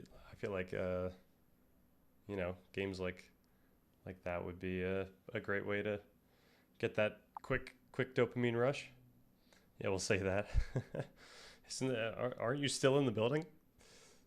Third thing to do is find your narrative sense of identity. So there's some ego dissolution practices like shunya meditation and stuff. And then third thing is we want to. Oh, you know what? I think this is one thing that maybe is missing when explaining what to do for meaning. Third. Want to develop, right? So it's all of these identifications that get us away from purpose. Third thing to do is find your narrative sense of identity. So there's some ego dissolution practices like shunya meditation and stuff. And then third thing is we want to develop a story for ourselves. This is when people have purpose in life. What does that presume? That presumes that there's a temporal quality, that there's a directional quality. Does that make sense? Like purpose or direction is like literally moving from A to Z. So there's time and then there's like a particular distance. That involves going through the most important emotional experiences of your life and stringing them together as a sense of who you are. And then I think the last most important step is recognizing that everything that has happened to you, I don't know if it's karma, I don't know if it's the will of God, whatever, it has happened to you, it's made you in this way. But it does not determine your future. Your future is determined by how you act in the now. And this is where I would lean. So this is where part one actually sets us up pretty well, where like all these things are baked in. We've got the narrative quality that we can leverage. We've got the concept of predisposition as different from your deliberate aims, and how you can leverage your predisposition in such a way that also acknowledges the constraints that your predisposition puts on your experience or your existence or your life or whatever you want to say. I would just go back and listen to the way that Stephen talks about his life and try to do the same thing. So try to decide make a choice for today, stretch your capacity, and try to connect with another person. The last thing is if all of that stuff isn't sufficient or you want more, I would say engage in some kind of spiritual practice or go to church. both work equally. I don't know about equally well, but I think they're both options. So do the thing that appeals to you more. And the same question for you, Greg, for someone that's stuck. What do they do tomorrow to take an action to become unstuck, in your view? Well, there's a lot of practical things that have already been shared that I think are helpful. So I have a very simple suggestion, okay? I have represented a particular view, the Christian worldview, didn't get into a lot of detail, but a lot of people have prayed a very simple prayer that has helped them at whatever junction they're at, trying to figure things out. And this kind of goes to a point that Alex made earlier. And it was a prayer that it turns out I prayed in 1973. I was in the Army and I was in the middle of nowhere and I just prayed this prayer. And the prayer was very simple. God, if you're real, in the way that my brother, the Christian, was explaining to me, if you're real, I want to know it. Show yourself to me. That was it. There was no coconuts falling from the tree, no lightning or anything like that. It was just a man praying, maybe the first real prayer that I'd ever prayed. But I do know that after that, things became more obvious to me. It's the best way I can explain it. Though I'm a Christian apologist, I make the case for the truth of Christianity. It wasn't any particular argument that persuaded me. It was more the experiential thing, and not even a pizzazz thing, just a deep awareness that this was true. And this has set my course since then. There are a lot of people who prayed that simple prayer. It's a genuine prayer that people can pray, and I've heard many people tell me that this is what happened to them, even apart from my suggestion to it. So if people are looking for ultimate purpose in their life, if they're looking to do meaningful things, lots of suggestions on the table. If they're looking to integrate meaningful things into the ultimate purpose, I think that's the prayer they need to pray. I want to give you an opportunity, Alex, to deliver your sort of closing thoughts and reflections and arguments. Well, I want to re-emphasize that this topic of meaning and purpose is difficult to even define, let alone communicate to another person. I think it's individual. Even if there is an objective meaning, even if God exists and Christianity is true, it's not going to be enough to just tell somebody about Christianity. They're going to have to live it, right? So it's not going to be enough to just sit around reading. I also understand the sort of allergic reaction some people have to philosophy, and you hinted at it earlier, this idea that philosophy is just Mind games. literally philosophical, like mass debating, if you like. You know, we just literally sat like throwing concepts at each other. But on meaning and purpose, you're unlikely to find the best advice from someone who's never gotten out of that armchair. And even the person who has and claims to have experienced it for themselves and knows what the truth is, I think anybody who says to you with a straight face, I know what the meaning in life is either lying or will instantly tell you that they're not going to be able to convey that information, at least not very easily. So it's going to be difficult, and don't trust anyone who says you can do it in 5 easy steps on a podcast or something, because I think we've got a bit of an endemic of that at the moment. People sort of just saying that they've sort of discovered this path or this truth, and if only people would understand that the Stoics were right all along, even though I don't care about any of their philosophical views, just their ethical views. I don't even know what they thought about the nature of matter and stuff. It doesn't matter that that's why they thought the way that they did ethically. You know, just become a Stoic and everything will get better. But I do recognize some of that in people saying, just become a Christian and it will get better too. It's always got to be a bit more nuanced than that. So, Dr. K, your closing thoughts and arguments on today's discussion? You know, to kind of push back a little bit against what Alex said. So I'm with you that there's an endemic. What is required in order for realities to be based in frequency? I will try to answer as I hope I am being accurate enough. The reality diffuses in specific patterns. Okay.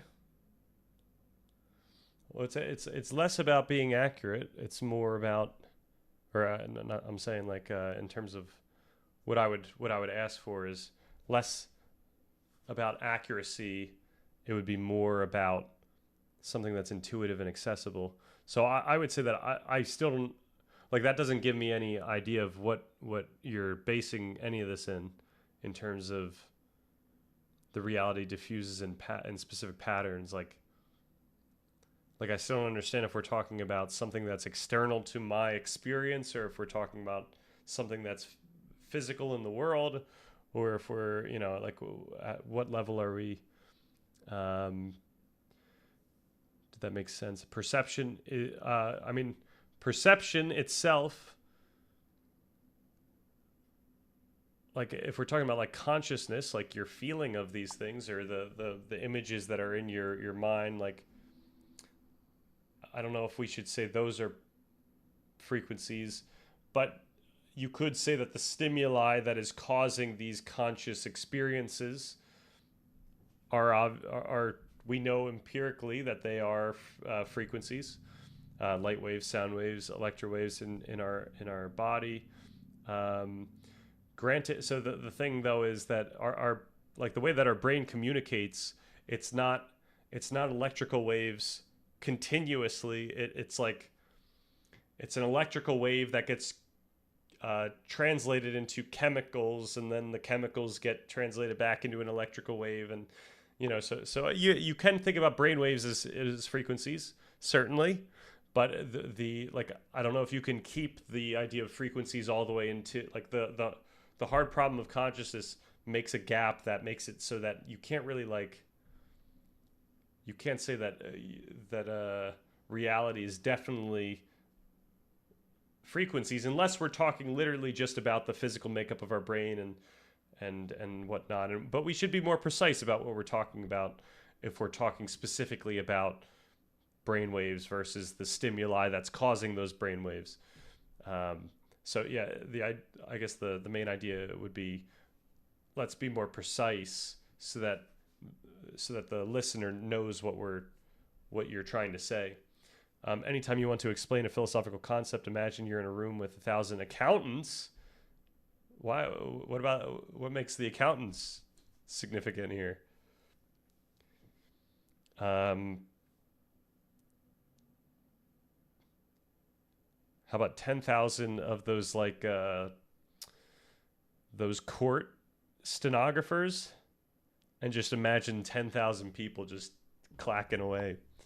I guess diffuse is an English word and used in science, but I see your point.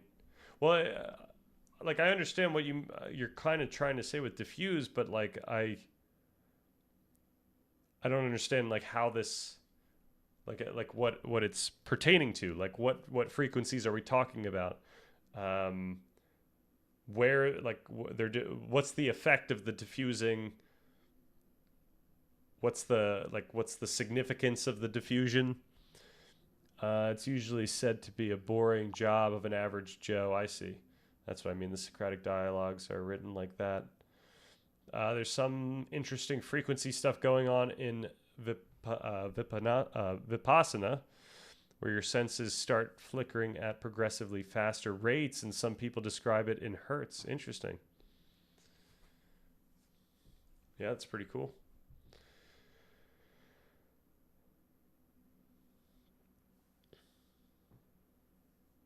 I imagine when you say your senses, you're talking about the communication within the brain and body, as opposed to like the feeling of the senses.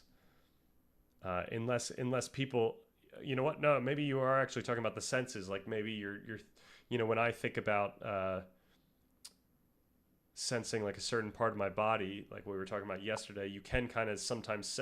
Sometimes you just literally sense your heart rate, but you could perhaps you do sense like a feeling of some periodic sensation, in which case then, perhaps it is related to brain communication, but really we're talking about your subjective experience right there. For me, mainly sight and the body. Harder to notice it with sound, but it starts strobing like 10 times a second. Okay, so probably not your heart rate. But yeah, I guess the point I'm trying to make is that we could go in many different directions when we talk about frequencies when it relates to reality. All right, I think we're close. Easy tips, and as someone who is guilty of doing that, and what I'll do is I'll see, especially, so I saw a recent study that showed that 95% of TikToks. Yo! Actually, I didn't see it. I didn't see it quickly enough. Oh, there it is. Ivan Humpalot. Nice. I think I was supposed to say that more quickly. But nevertheless, welcome. Welcome to the channel. We're trying to figure out how to live a fulfilling life. That's our main goal.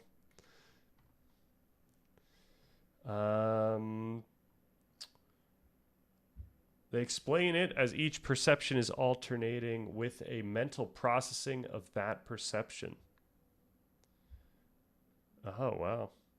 So it appears to disappear over and over in the interplay of that. That's really interesting. Yeah, and then there's always, like, I always bring this up, like there's always the aspect here of when you conceptualize something in a certain way, it does actually affect what you feel. So that's always something we have to look into. I guess that's literally what we're talking about when we say that different types of meditation lead to different changes in the brain. It's this idea that you are prompting your brain and your behavior to do a certain thing, prompting your attention to do a certain thing, and that actually does affect the physiological response and outcome to this practice, and especially over time. Hard to expand on that. It is very subtle and slippery stuff to notice. Ooh. Yeah, I think as a part of this whole journey, I have to start like practicing like something. I'm not. It might be worthwhile for me to right now look into the differences so that I know what would actually be most effective and beneficial for me, given what I need to be doing within the next couple of years, which is going to be something like communicating and dealing with the emotions of being an influencer or whatever that would mean, and then also having to learn a bunch of stuff and dealing with the challenge of trying to get all this information out and in a accessible way. Maybe next year you'll be King of France. What happened to the project? What happened to all this? Do I finish or do I just give up and become the King of France? I am making a plan. Nice. Well, if it's all part of the plan, then I guess I have to do it. Correct. And so there's absolutely an oversimplification that's going on. I think at the same time, though. Oh, I guess I wanted to say before he says whatever he's about to say is, like, it's less of a step process. Like what part 3 is going to provide isn't going to be like a follow these steps and you'll be good, though we might be able to go abstract enough to do that in a way.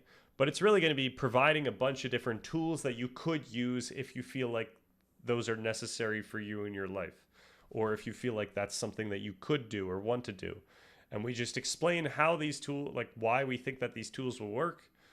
They will be empirically grounded. They're going to be leveraging, it's a lot of stuff that we'll be talking about in part 2, the same tenets and same principles and stuff like that, same tools.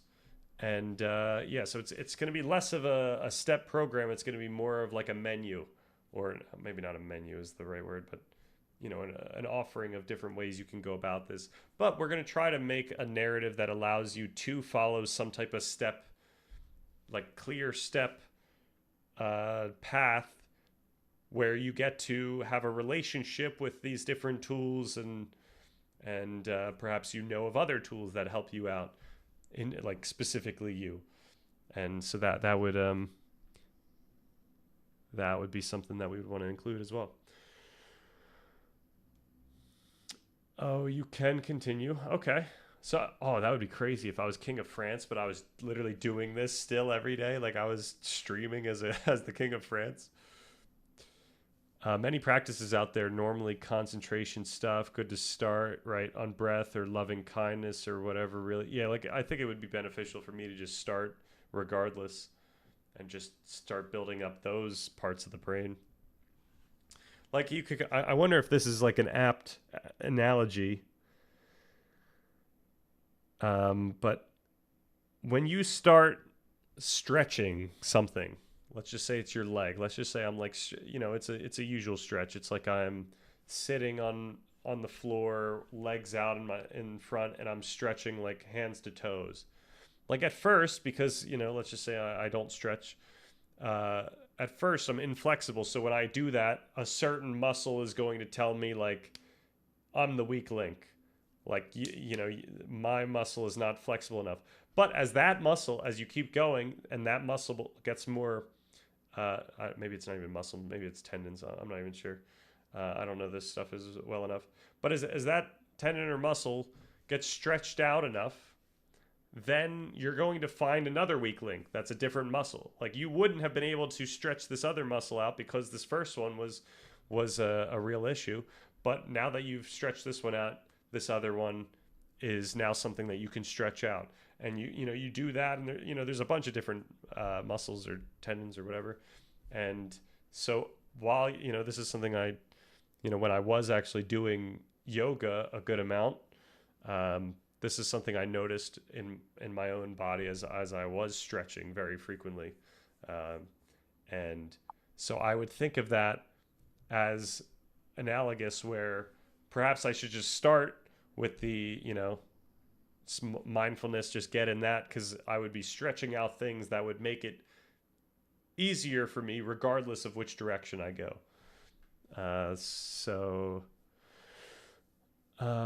It gets easier, more fun. Yep. Yeah, and it obviously comes with the benefits already, similar to how stretching, provides positive emotional benefits as well. All right, I think We have such an amazing close enough. amount of knowledge as human beings. We have such amazing access to knowledge that human beings have. So the human race has so much knowledge, and we have the greatest amount of access to it. And so while I don't think it is like as simple as, one of the most shocking things as a psychiatrist, who works with people, is how little it takes to make a big change. Big questions and big changes don't always need big effort or big answers. It's such an interesting thing. Like, when I talk to people who struggle with addiction for 14 years, it seems to be a small thing that just clicks. And so I think the key thing for people is, don't assume that just because you have a big problem, it requires a lot of effort. And I remember my daughter was trying to close a box, right? So there's like a box, and she's trying to slam the lid, but the lid is not like oriented correctly. Does that make sense? So it kind of gets tilted, and then no matter how hard she pushes, it doesn't close. And so in her mind, this is a problem that requires pounds and pounds. I need to be a full-grown adult. No, you're just not doing it in the right way, right? If you understand a little bit how it works, if you sort of orient yourself properly. And I do think that I've seen time and time again, that in terms of an individual perspective, if you feel purposelessness, there's a reason for that, right? We know that there's systemic factors. People are going to church less. People are using technology more. All of the way that the world has been changed affects you once it crosses the barrier. The world is out there, and then it crosses the barrier into us and then affects us. And that if you understand that process, and if you change a couple of things, and sometimes it's amazing how small they are, right? Like just waking up and making a decision for yourself, pushing yourself a little bit more. Relatedness is the hard one because that requires another human being. But it's amazing how much you can do with very little. Thank you. And Greg? I feel like relatedness might be easier now with language models. I don't know if that's actually like a way you can cheat the system, but like you could tell a language model, hey, this is what I'm working on, and this is the progress I've been seeing. What do you think about this? And just the fact that it's going to give you back something nice that says, that's great. You're doing well in this regard. You could be doing a little bit more in this regard. Like that could give you that feeling of like, I'm being seen. Like it literally understands what I just said it to it, and it recognizes the things that I thought about myself.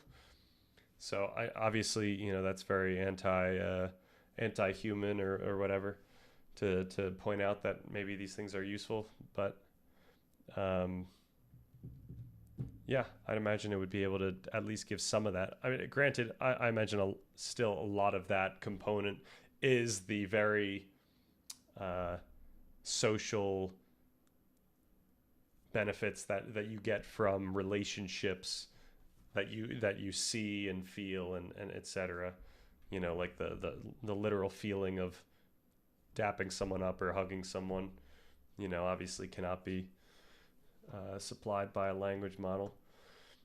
1 hour a day, bro, you'd be unstoppable.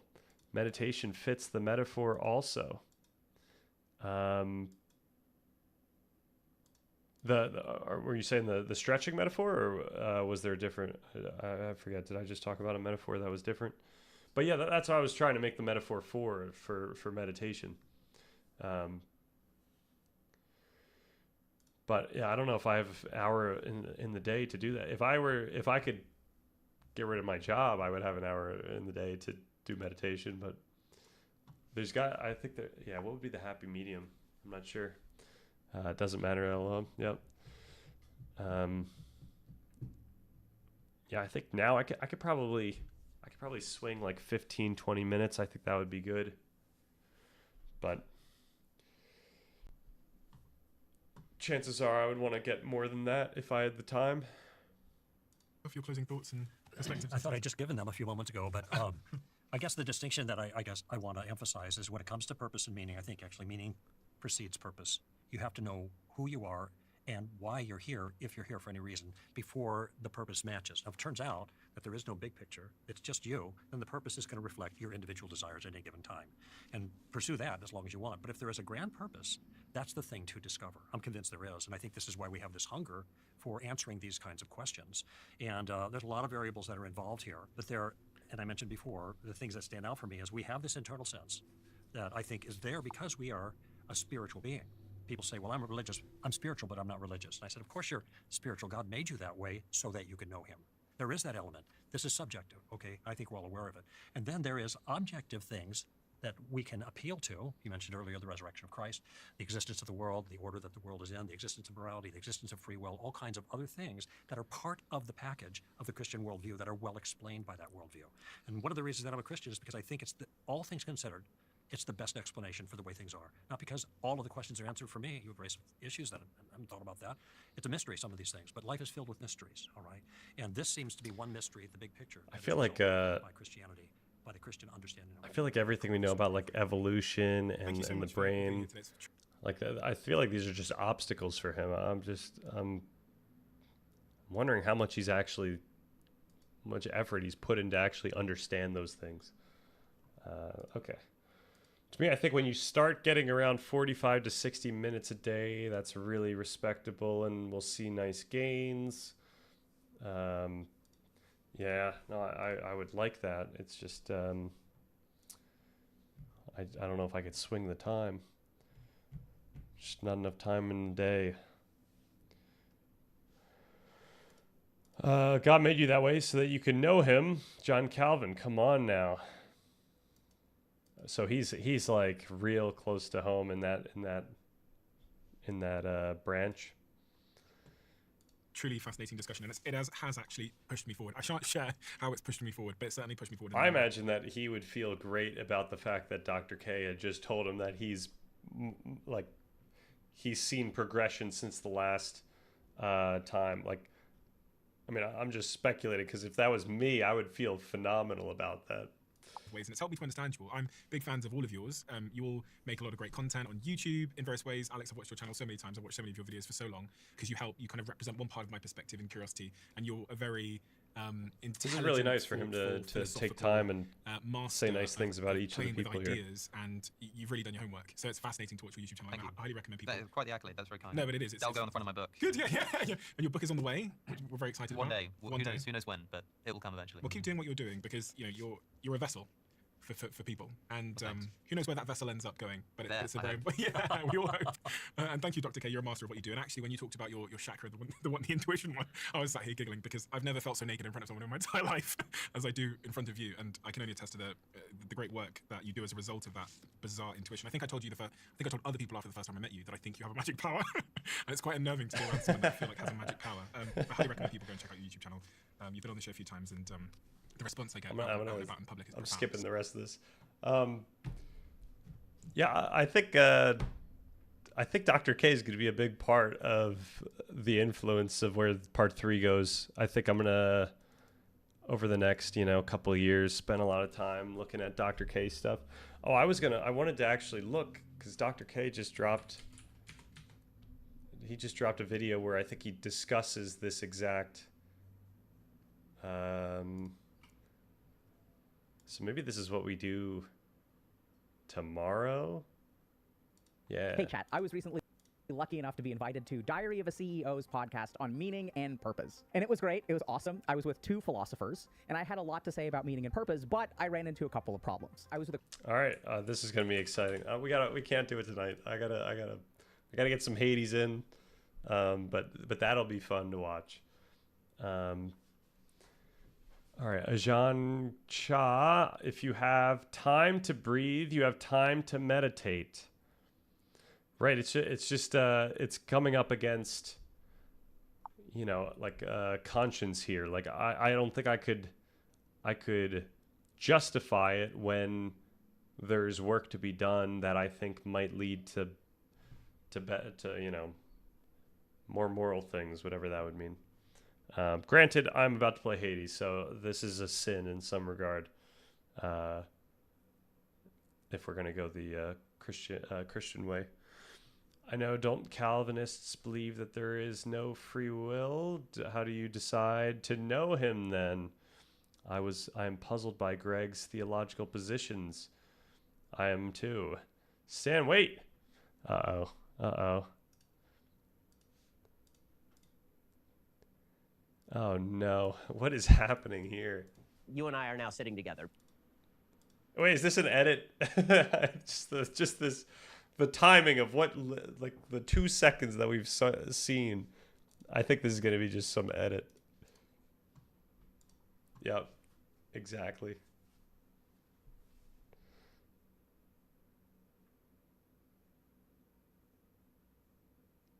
So what, they just cut the audio and now they're just doing the reaction shots? Is Chinese food better than Thai food? My basic response to that is yes and no. You could smell something bad and you feel like vomiting, 450 times, right? No, there's certain weird things that happen in your life where you think, I'll never end up being friends with that guy. You're drugging yourself the whole time for pleasure. Right, right. There was one with Dr. K again, reacting it's to one of these videos about human beings who him, want maybe talking to himself. Pursue various ends. Sam Harris, Yeah. thank you so much for stopping by. Yeah, that's always funny. I think there's some of like Jordan Peterson that are really funny. Also, the Jordan Peterson rat video. I don't know if you guys have seen that one where he's doing the rat moves. We gotta find that might even be from 2015 Maps of Meaning. So maybe we'll even find the original content there. But the Dr. K out of context videos, yeah, no, that's a great genre of video. All right, I'm going to start up again in like 5 minutes, and then we'll get our one Hades run in, and then I'll call it a night. But thanks for chilling and talking stuff, talking philosophy, talking life stuff, the big questions. We'll get there someday, and yeah, Hades next.